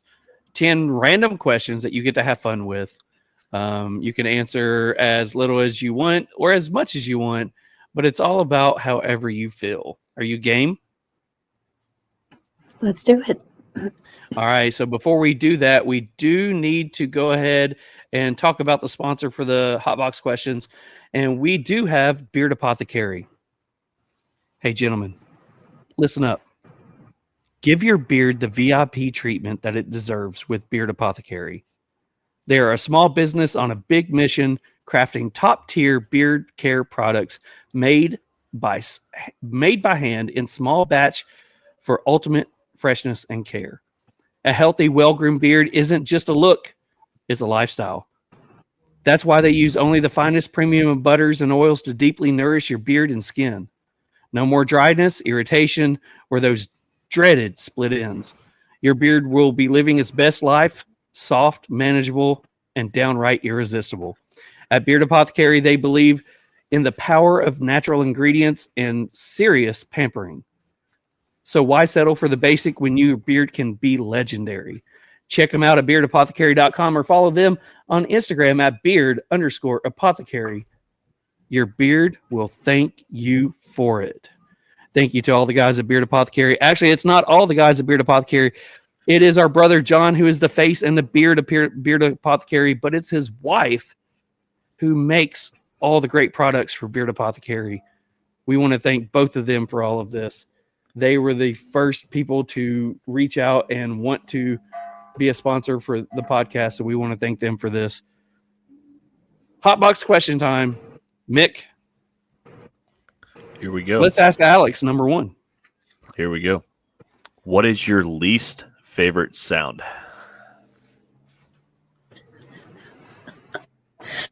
Oh, a dog about to puke.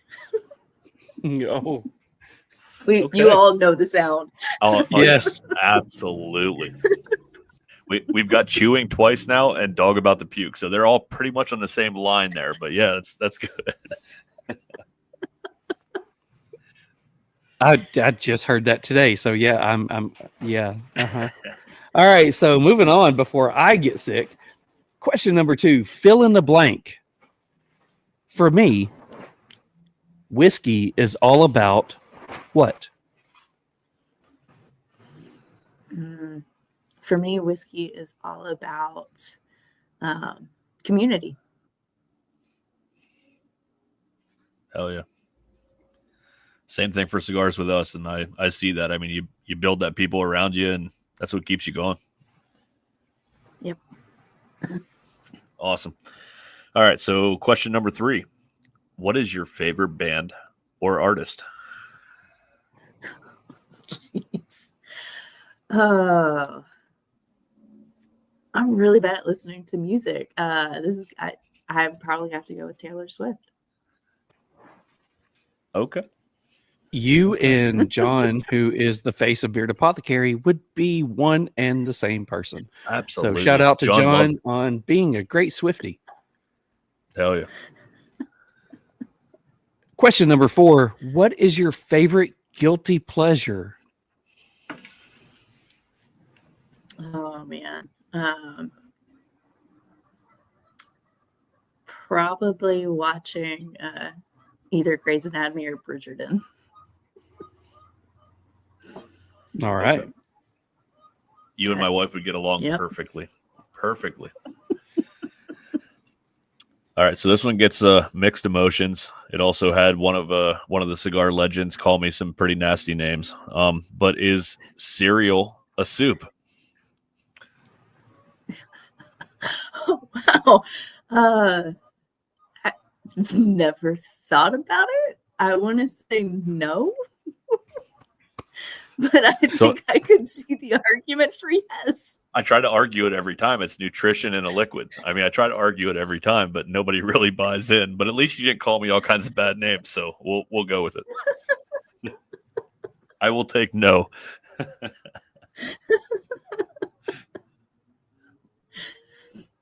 All right. So question number 6. What is the one thing in your life that you're most proud of? Oh man. I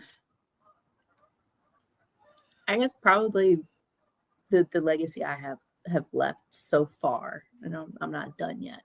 Hell yeah. But to have young people in the industry or trying to get into the industry, and specifically women, get into it and come to me either for advice or to tell me that I kind of inspired them is awesome.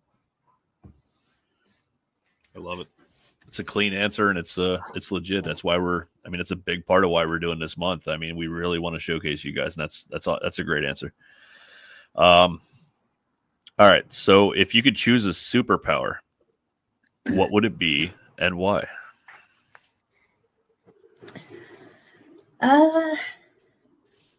Probably being able to fly, I think. Because I like being up high anyway. I love flying as it is, and I love travel, so I feel like it would make it a lot easier. Assuming Who I can doesn't fly wanna that far. I don't know. Absolutely. That'd be cool. Plus, the way planes are going right now, I think I trust myself more. Whoa. Yeah, you're not kidding. Shots fired. Ooh. So, question number 8.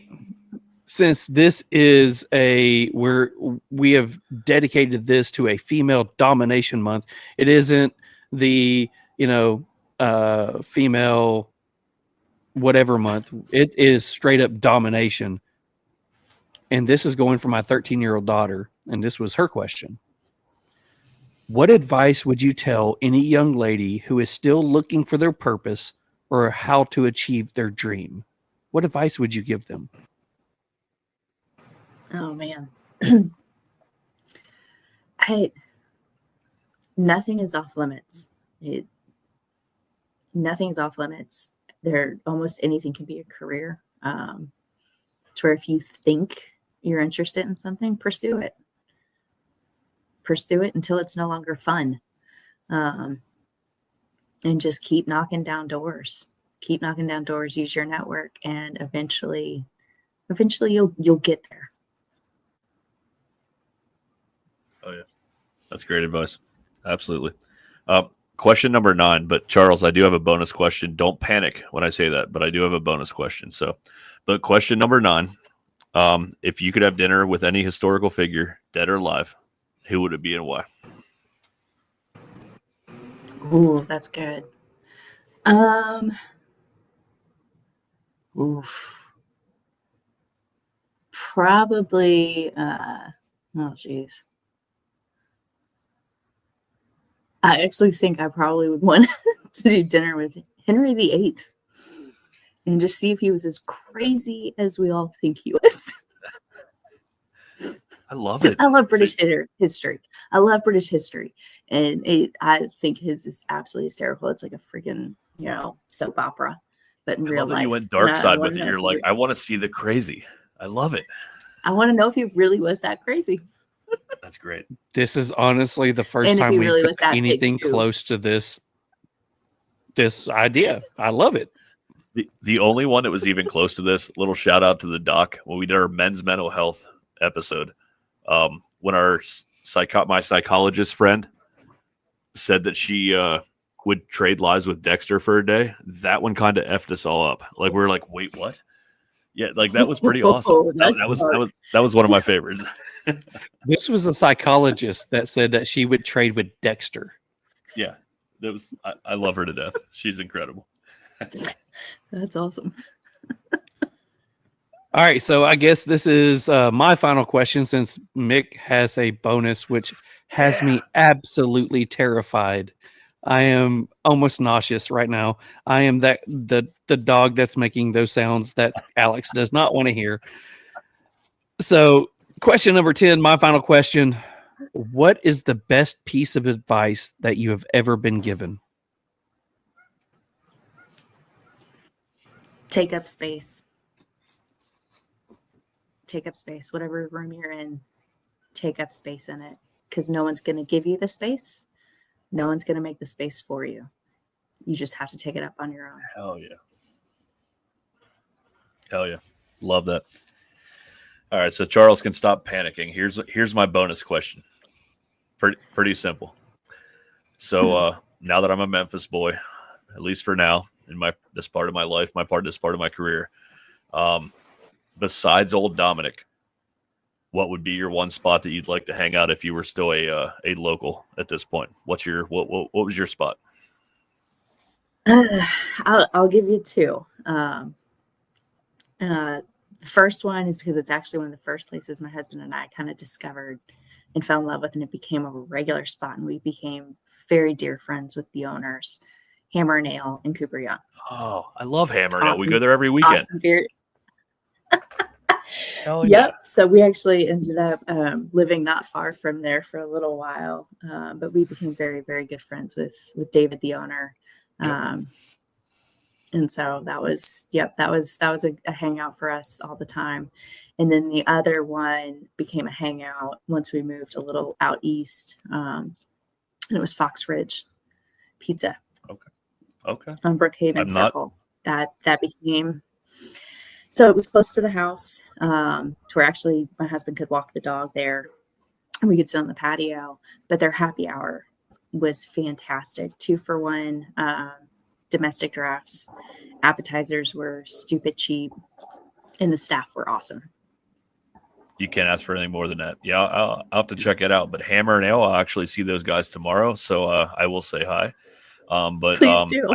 I guess we have our meeting spot for the end of April, so that's really cool. So, All right, so I have a bonus question, and this is a 2-part. So, somebody who's been in the industry as long as you have, let's take away Augusta. Let's take away Alltech. Let's take away Turkey. When you go to Alex's bar, what are the 3 bottles that you have that would be something that you would pour for a guest who was coming over? Another whiskey person that that enjoys whiskey, that enjoys everything from a low proof to a rye to a high proof. What is something that you're like, hey, I'm going to pour you guys? What are some of the bottles that you enjoy? Well, I don't think I actually have a bottle of it anymore, but one of my absolute favorites, and it was kind of my aha moment with bourbon, was Elijah Craig 18-year-old. That was the first bourbon that I was just like, holy shit, bourbon can be great. And so that's stuck with me ever since. So that would definitely be one. If I liked you enough, I'd pour that one for you. But I definitely have grown recently to really enjoy New Riff. It's one of our Northern Kentucky neighbors up here. They're doing some really fun malted stuff. Their Balboa blend is fantastic. Yeah, they're doing some fun stuff out of New Riff. So I definitely tend to keep them around as well, and would introduce people to them because a lot of people don't know them. And then the other one, oh man, it's actually a Tennessee one. Give me I was about to say, give me a low proof. Give me a low proof. Something that Mick I was going to say that Roaming Man. Oh, Roaming Man is my favorite. I got to meet the Master Distiller. I was just telling Mick about it. I got to meet the Master Distiller for Roaming Man, and he is so fantastic. Greg? Where is it? Oh, I've got a bottle back here.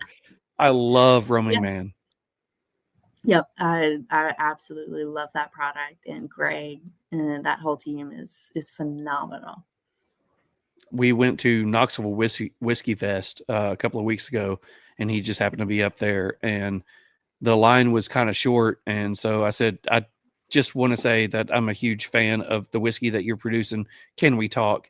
And for someone who was such a whiskey nerd and was willing to talk about everything whiskey, the dude's fantastic. Yes. So yes. the last part of my question is for Mick, who is a wine lover. You're drinking wine tonight. One of the best names in whiskey right now. You're drinking a wonderful pour of wine. What are you drinking? Oh gosh. You just did it. It is Kirkland brand Cab Sav boxed wine. Give it up for Costco. I will say that Cab Sav with a good Maduro cigar, there isn't much better in the world to me. Tequilas, bourbons, rums, everything I've kind of ventured into in the past year, I still love a great dry red wine with a cigar. Like it just blends, and it's so perfect for me. So maybe that's your drink when you start loving cigars too. You never know. All right. So I will say it was an absolute pleasure to have you on. But for everybody who is listening, who wants to get to know more about you, Augusta, any of the products that you're going to be putting out, what is any of the socials that people can follow? How can they find you? How can they ask for your product? What is the best way to reach Alex and Augusta? So to reach me personally, my Instagram handle is Augusta_Distiller. But then there's also, of course, the Augusta Distillery Instagram, Augusta KY Distillery. The website is AugustaKYDistillery.com. We put the KY in everything so people don't confuse us with the golf course. So easy to find us. And we actually do offer direct consumer shipping through our website as well. So if you're in a state we're not distributed in, by all means, visit our website and snag a couple bottles. Phenomenal.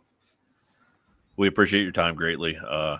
We like we told you before we came out here, me and Charles have been fanboys forever. I guess Charles maybe a little longer than me because I kind of got introduced to you when I moved to Memphis. Charles was writing about you before I knew who you were, but I will say, super impressive. Keep the drive that you have. Like, I mean, it's absolutely incredible, and it's why we're doing this month. It's why we're celebrating women, because you just keep pushing the limits of what can be done, and I'm excited to see what the future brings for you. Thank you. And look me up in August. I mean, April or whenever that is. Absolutely. April? Yep, Yeah, April. Absolutely. We'll have a drink down a Hammer Nail, so I appreciate it. Yes. 100% loved having you on here. I mean, it was super great to meet you, I guess, this way. As somebody who does a lot of distillery tours, we'll be up in Northern Kentucky, my wife and I, for my business here in a couple of months. So that's already one of the things that we look forward to, is going to go see the new distillery. So before we jump off here with you, is there anything left that you would like to leave anybody with? Floor is yours. Just keep enjoying bourbon. It's an awesome product. It's, like I said, it's about community. It's about sharing with people you care about, even strangers. That's how you make new friends, right? And if you ever find yourself up in the Northern Kentucky area, Cincinnati, we're not that far. Just head down the river and you'll get to us eventually. Awesome. Well, thank you so much for being a part of the podcast. And I know, as Mick has alluded to, you made 2 fanboys days. So thank you so much. Thank you. Thank you guys so much. It's been awesome. You have a wonderful evening, and we will hopefully talk to you soon. Absolutely. See you. Cheers. Cheers.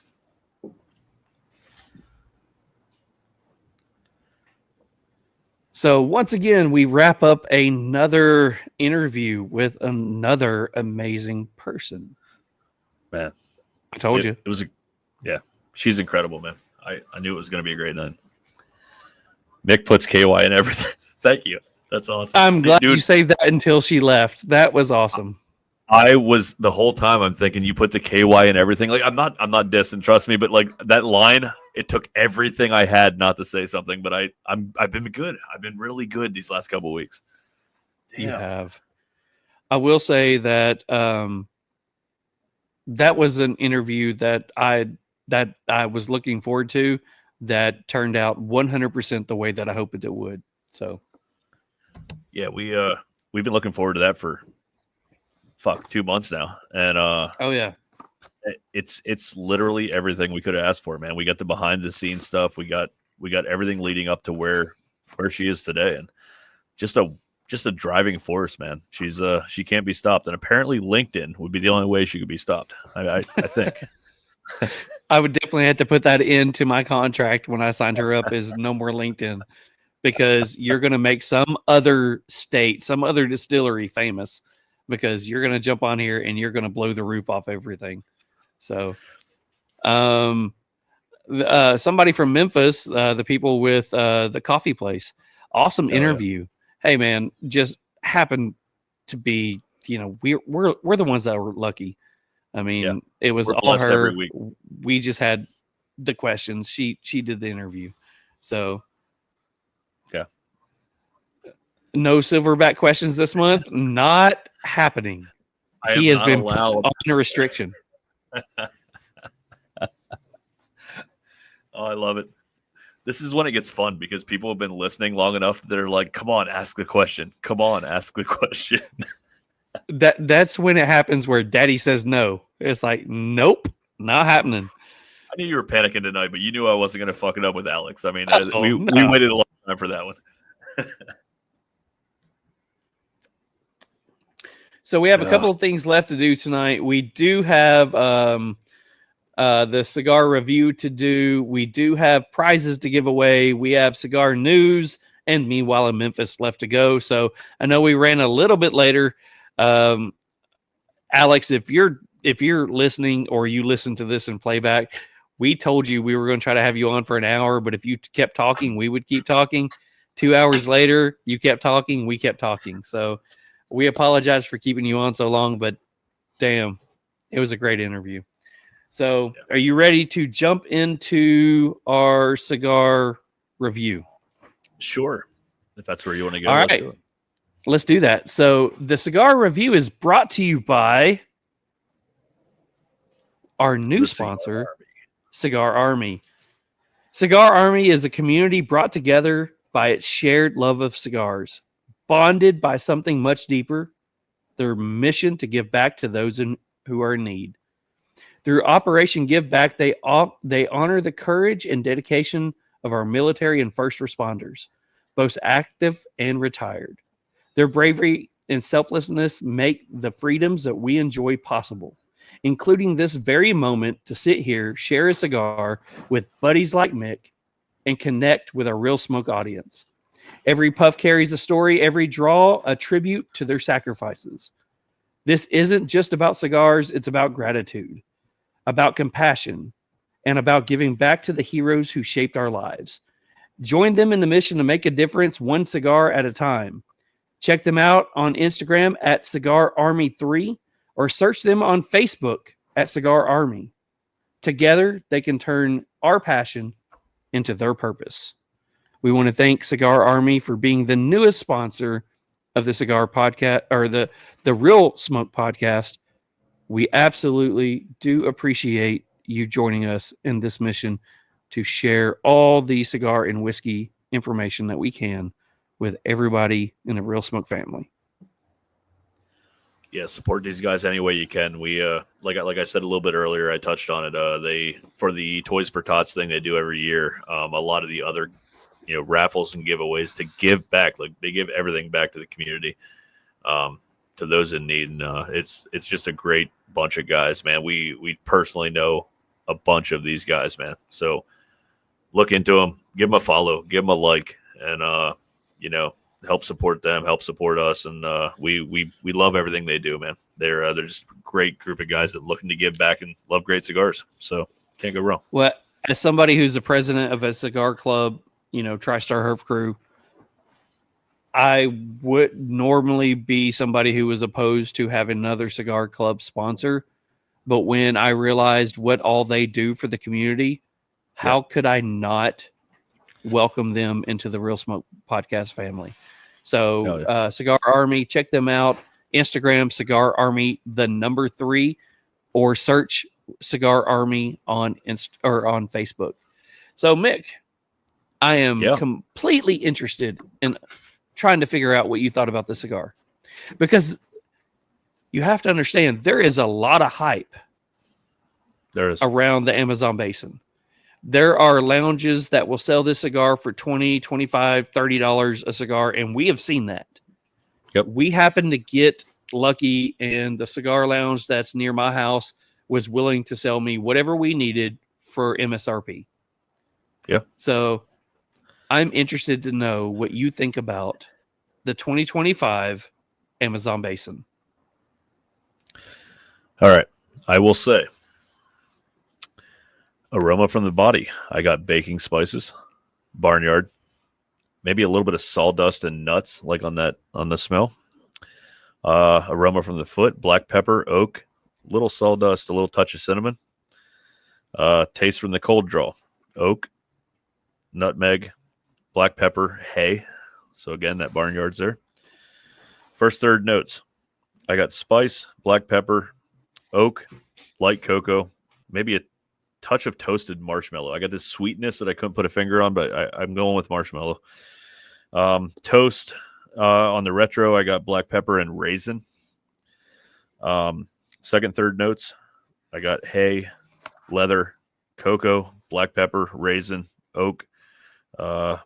On the retro, I got black pepper and toast. Final third notes, I got light black pepper. It kind of like lightened on the black pepper as I went through it, but it was still there. A little bit of oakiness, espresso, cocoa and baker's chocolate.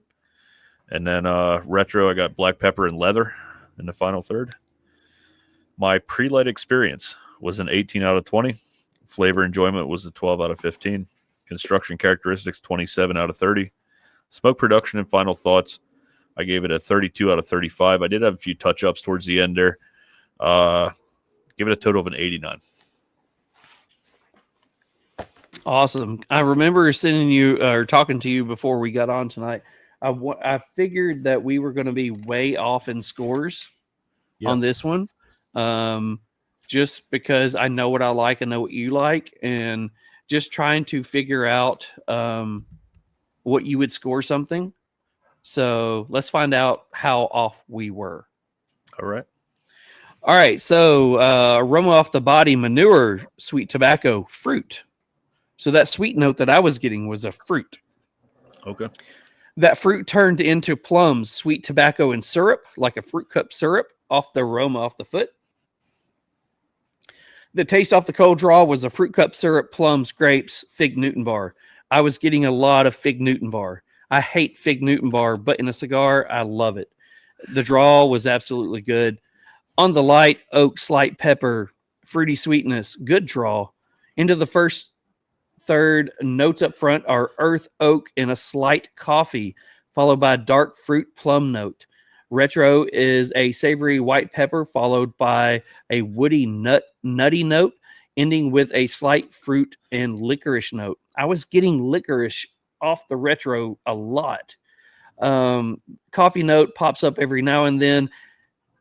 Burn is great with no issues. Ash holds the entire third. Slightly flaky, though. Draw is good and gives lots of thick, chewy smoke. Finish is long, enjoyable, medium plus strength. Into the second, notes up front, earth, nuts, and a chocolate, followed by a fruity sweetness. I was getting a lot of fruit off this one. Even when I lit up the one tonight, the first note that I got was that fruity sweetness. Retro is earth and coffee up front, followed by a chocolate and white pepper. Burn gets a little bit crazy, needs to be corrected. Ash turns loose and flaky. Draw is still good and still gives plenty of smoke. Texture isn't as creamy as the first third. Still a long finish. Strength is still medium full. I will say that the notes on the cigar really advanced forward in the second third, but the construction of the cigar got worse. The burn kept giving me issues. The ash was flaky, kept falling. But it was a weird dynamic that it's a good cigar, but it's just not acting right, and it's driving me nuts. In the final third, brings more earth nuts, followed by a fruit cup sweetness. Again, that fruity sweetness kept coming back over and over. Retro is earth and espresso, followed by a light chocolate and creamy sweetness, no spice.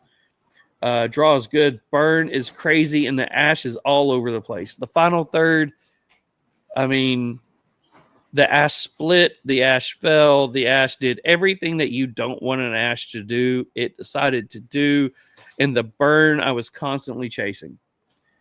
The finish is long, leaves a salty note on the lips. The strength is medium plus, close to full. I will say, I love when I get that slight little salty note on the tongue and lips. It's, to me, I enjoy that, especially when it's one of those cigars that you don't like, but I do, when it's a heavy earth and more mineral note, and I get that aftertaste of salt. I enjoy that. So my scores, pre-light experience, I give it an 18 out of 20. Flavor enjoyment, 13 out of 15. Construction, I gave it a 9 out of 10. The draw, a 9 out of 10. The burn, 8 out of 10, just because it was giving me issues. Smoke production and texture, I gave it a 5. It kept giving plenty of smoke. I mean, as much as the issues that I was having, the smoke was there. Overall experience, it was an 18 out of 20, except for, I mean, the biggest drawbacks, the only reason I kept docking at any points is because I had to touch it up. I had to keep playing with the thing. Would I smoke it again? Oh yeah, I'd buy a box if I could get them, and I could get a box of them. I would definitely do it. My score to find out if we were far apart or not. You gave it an 89. I gave it an 89. We are in sync once again. I really thought that we would be far apart on this one. We were not. We did not have a lot of the same notes. And again, taste is subjective. It's just like whiskey. It's just like bourbon. It's like tequila. I'm going to taste floral. You're going to taste cedar. It's going to be two completely different things, but it's about the olfactor and what we remember. But at the same time, we had a lot of the same experiences with the cigar. We both give it an 89. So the 2025 CAO Amazon Basin, the Real Smoke Podcast, gives you an 89. If you're in the comments below, let us know what you think about that. Go ahead and post it in the comments. What was your thoughts? Did you have the Amazon Basin 2025? Was it as good as the years before? Was it as good as the Extra and AO that was out a couple of years ago? I will probably tell you that most people will say, hail to the nah, dog. But let us know. Go ahead and post it in the comments. I would love to hear what you guys think. I will say, yeah, it was a solid cigar, and I would buy it again. And yeah, I'd buy a box of them. It was solid. My problem was my read light issues. If I wasn't tending to this thing every 5 seconds, it was going out or it was burning wonky on me. So that definitely took some points away. Yeah, our flavor notes were a little bit off, but I mean, overall, it was a great smoke. I have zero complaints about it. And it also could be that we do our tastings different. I was actually doing it with the Old Dominic Honey Bell vodka tonight. So I had those orange notes playing a role in it. That's going to change the flavor a little bit. But 100%. Did I enjoy it? I enjoyed it tremendously. It had some issues, and it wasn't exactly what I was looking for. And it definitely takes some points away. But it was a good smoke, man. I will 100% agree. Was it something that, is it up there for my favorite cigar this year so far? No. Is it something that I enjoyed? Oh yeah. Give me some more. If I walk into a lounge and I see the MSRP for about $15, which we paid for it, I'm going to buy another. I'm going to sit there because it's not an overpowering cigar. I know I can enjoy a cigar afterwards. I'm not going to have to be afraid that this is going to blow out my palate. I also understand that I know that it's not overly complex. So Angela says, dry box the next one for a day, then try it. If we can find them again, we'll definitely do it. Or if we get next year, mine was actually dry boxed for more than a day before I started smoking them. But yeah, we'll do that 100%. Yeah, they do an amazing job. My wish list is fucking geese. My wish list is so huge right now. Your wish list is geese? Yeah. My wish list. These fucking geese, man. But yeah, my wish list is so big. The wife's gonna kill me when I finally hit order. So it's coming one of these days. Hey guys, if you are on here and you haven't hit the like button, you haven't hit the subscribe button, we haven't asked you to do that. We hardly ever ask you. It's usually like Lee Mack and our fellow guys like that ask you to do it. But we would absolutely love it if you guys hit the like button on there, hit it 4 or 5 times. It makes sounds. It actually puts up nice little graphics for you, and the little leprechauns jump out and do backflips for you. So if you want to see that happen, hit the like button and watch. Just sit there and watch. It'll happen. I promise. I would never lie to you. So go ahead and do that. Keep posting in the comments. Keep sharing this stuff. And if you haven't subscribed, you just broke our hearts. Why would you do this to us? Yeah. I mean, both of our accounts are now in my name because of a long story, but we'll leave that for another time. But hopefully we'll get that back soon. So if you're looking for the Real Smoke Podcast, look up my name. It'll be there. Wait, I got to get clarification on this. Get You Ends Up Custom Craft says, hey guys, I want to give back to the community. So does that mean you don't want the gift, or you just want to give it to us? Just saying. That is a good question. By the way, Mick, I won that cigar from Sir Louis.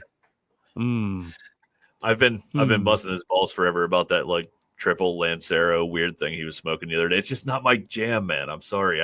You know I love you, Jordan. I apologize. Leprechaun Magic and Fairy Dust get us all striked last time. No joke. We don't need any more Leprechaun Fairy Magic Dust. Falconry. Falconry. We do not need to lose this Instagram account because if it does, I'm done. I can't do this again. Falconry. Love it. I think there was a whole lot more than Falconry that wait, let's see. Yes, Respin, brother. All right. So, what do we got left? We have some cigar news, and meanwhile in Memphis. Yes, sir. Ready to jump into some cigar news? Yeah, man. Start her off.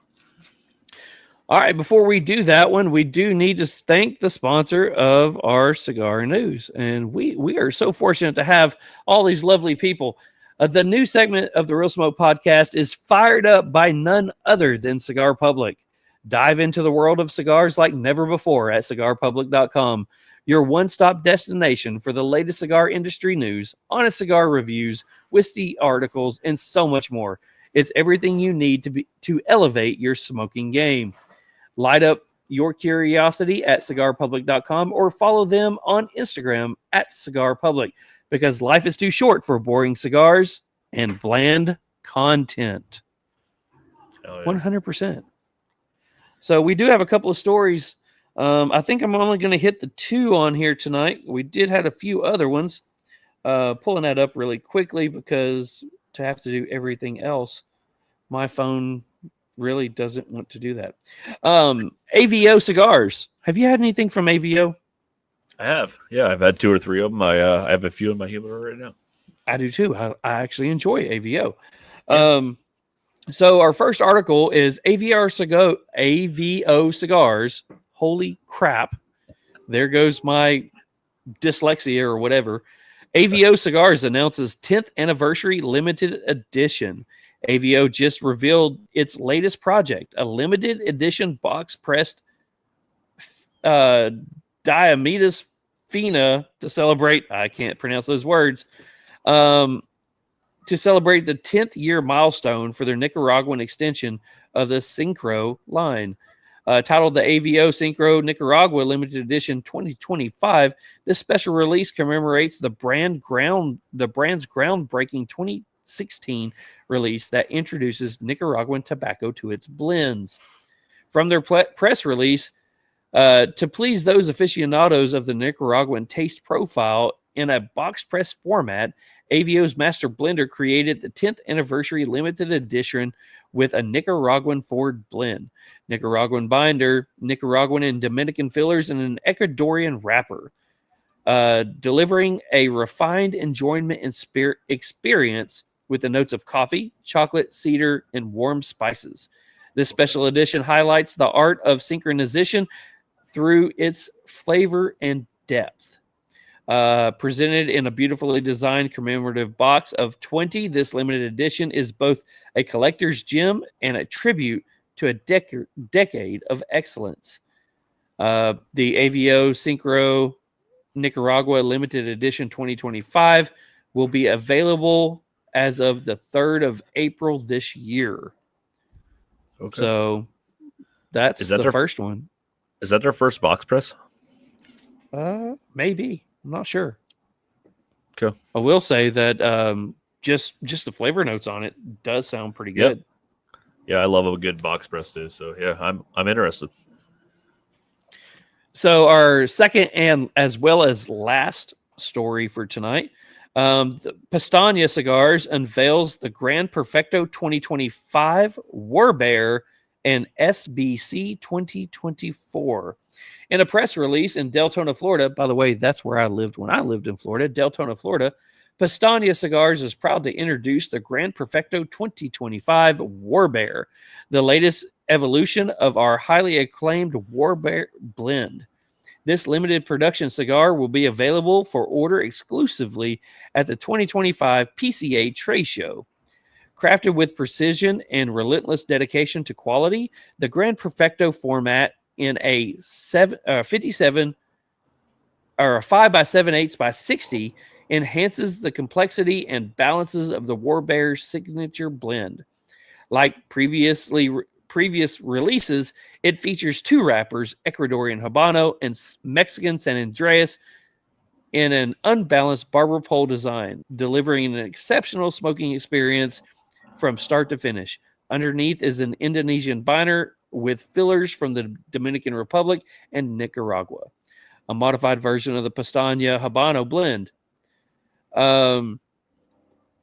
Jumping in here just to see, in addition to the Grand Perfecto, the 2025 Warbear Pestaña Cigars is excited to announce that the highly anticipated SBC 24 will also be available for pre-orders at PCA 2025. This ultra limited release will begin shipping Q4 of 2025 with only about 500 boxes of 20 count cigars being produced. The cigar is a 5.5 by 46 Corona Gorda, but the actual blend is undisclosed. MSRP for this one is going to be about $16 per cigar, making this an exclusive sought after addition for retailers and cigar enthusiasts alike. So if you want to check out anything else about these cigars or more about some of the other news that Cigar Public is putting out, check them out at cigarpublic.com or on Instagram at Cigar Public. We want to thank them for, one, every time we put out a episode, they do a write-up for us. So it's only fair that we use them as our news source. So please help us and support them. By the way, guys, if you see any of our episodes on there, do us a favor. If you want to show that you guys are helping us out, go like and comment on the articles that they post about us, as well as other articles. But go like and comment on cigarpublic.com about the articles that we do about the podcast, and let them know that you enjoy the podcast, because it helps get our name out there. It helps get all the information that we're trying to push out there, and it helps set up a good community. So again, we want to thank Cigar Public for all their support, and we appreciate you guys. Yeah, thank you so much. Every week they put out those new episodes or new articles about our episodes, and yeah, I could not say enough about the write-up and a link to our show, and it's definitely it's a shared mutual love for what we're doing. So yeah, we appreciate everything they do on a weekly basis. Greatly appreciate 100%. They, it was one of the things that just happened to be that it was something I was a part of, and we started something new. They did not have to be a part of it as well, because they can do their own thing, but they were willing to take a chance on us. We didn't have to take a chance on them because they're already established, but they were willing to take a chance on us, and we appreciate them for it. So please do us a favor, go on there and like the articles that they're doing, especially on us, and put some comments in there. So hell yeah, ready for some. I will say this: when we told Alex that we did a Meanwhile in Memphis, just the look on her face and the laugh that she had, she's like, "Oh shit, okay, she knew, cool, she knew." So, do you have anything good for us for some Meanwhile in Memphis? I won't say that it's going to top last week, but I do have two articles that I think is going to make everyone chuckle a little bit. Popeye's employee attacks co-worker after being asked to make biscuits, police say. Memphis, Tennessee. A beef between co-workers at a chicken restaurant led to charges being filed at a Popeye's restaurant. MPD says 2 employees of a Popeye's chicken on Union Avenue got into a fight Friday afternoon after one asked another to do his job. According to MPD, one man asked, he walked up on another man twice during the workday and asked him to make the biscuits.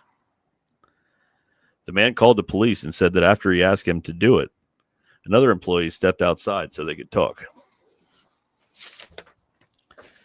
That's when police say the slacking employee ran up to the other man and swung on him. Other employees broke up the fight, but the bad biscuit maker left the restaurant and allegedly told his work nemesis that he would return to shoot up the place. Police Wait. checked out the man. Wait. So Yeah. bad biscuit maker and work Yeah. nemesis. Yes. Yeah. The writing on this is not great, but I we're going to love go with it. that. If I worked there, that would be my title, bad biscuit maker. It would be under your name tag. Yeah, 100%. So the police checked on the man that got swung on. He refused medical treatment. The other man is no longer an employee at Popeyes, and he's wanted for simple assault. That's the end of the first. You mean they got rid of him at Popeyes for that? They did. Why? I don't know. I mean, Bad. what biscuit maker. grounds? Bad Biscuit. biscuit. He was maker. bad biscuit maker. Yes.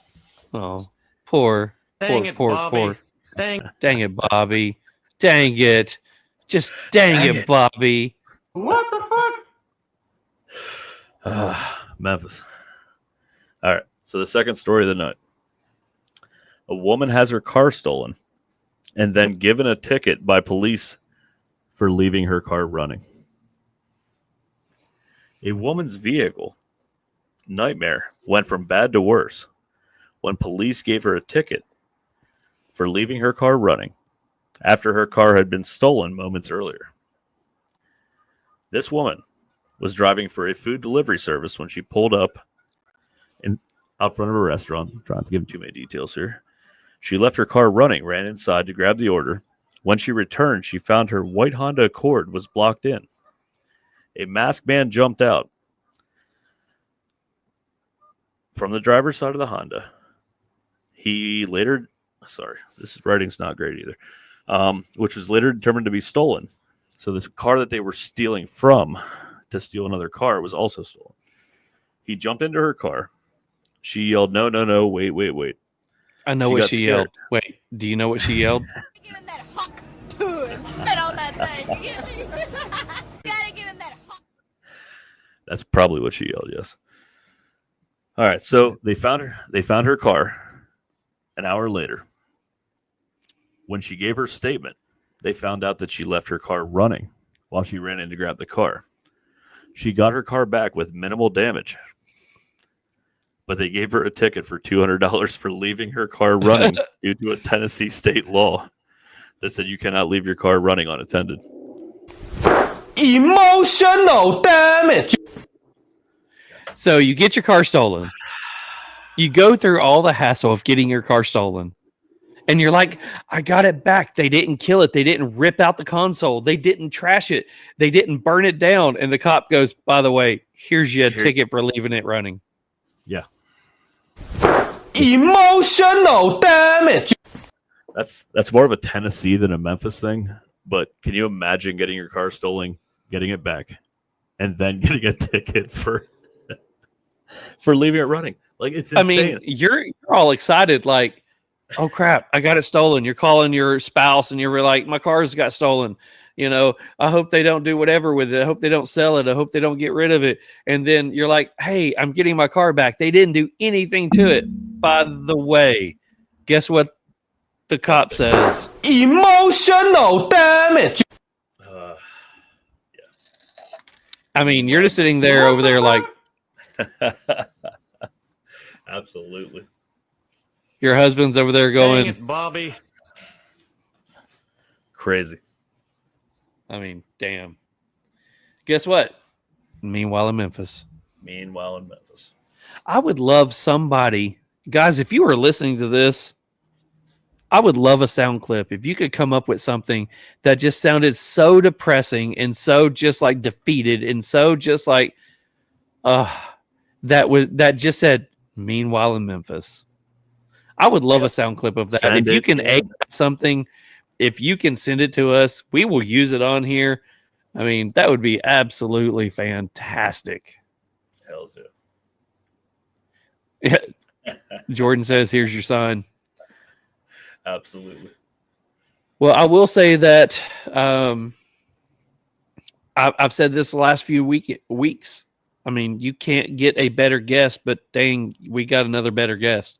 So, I mean, it was an absolute fantastic interview. Loved having Alex on. But let's talk about next week. Who we got next week? We have Devin Walden with Big Machine Distilling. Now, I will say this.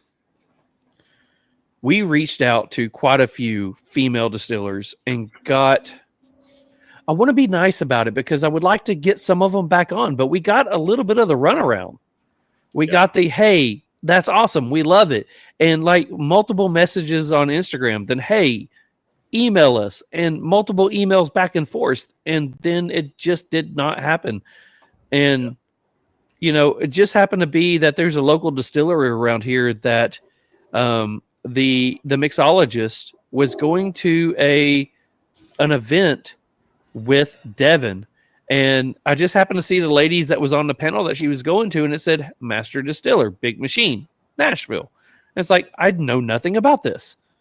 So I looked it up and sent her a message, and within minutes was like, hell yeah, let's do this. And she's been sharing everything that we've been doing. She's been liking everything that we've been doing. So Devin, if you're on here and you're listening tonight, or you listen to the replay on this one, thank you so much for agreeing to do this one. But next week, we will have Devin Walden of Big Machine Distillery out of Nashville, Tennessee. I will say that Devin is responsible for one of the cooler moments of my life last weekend in Nashville. So I will say that. I will leave that as a teaser for next week. Nice. But thank you. So next week, we will have Devin on. We are going to be smoking the brand new cigar from Lure Cigars. And I am stoked about this because I love this cigar. Oh, yeah. I talked Mick into getting the cigar.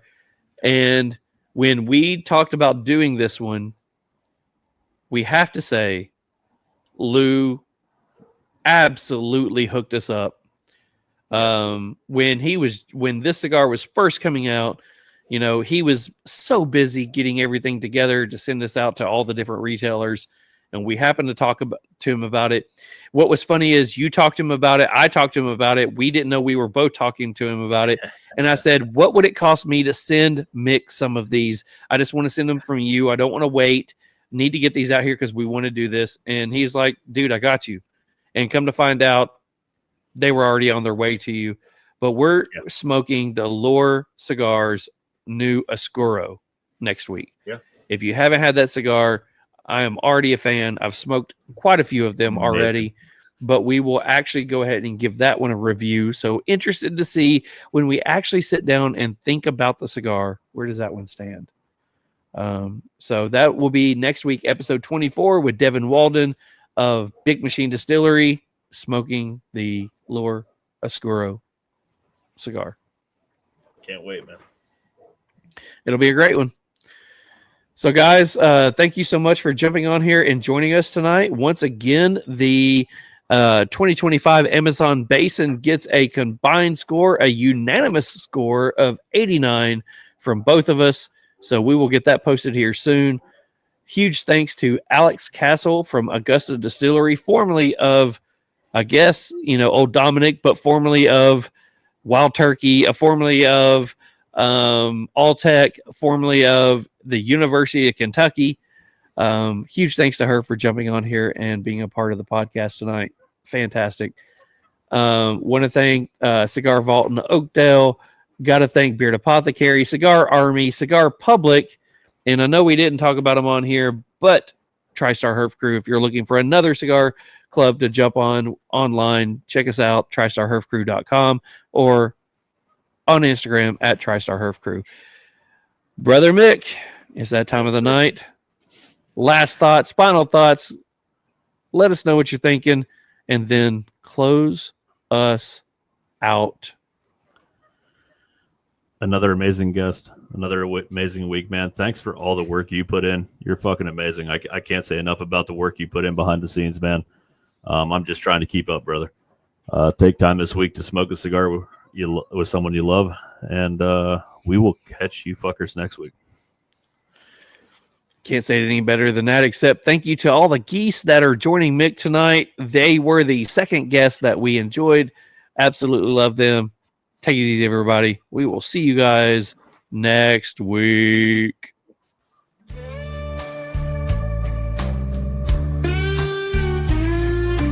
Mick and Charles with the firelight glow,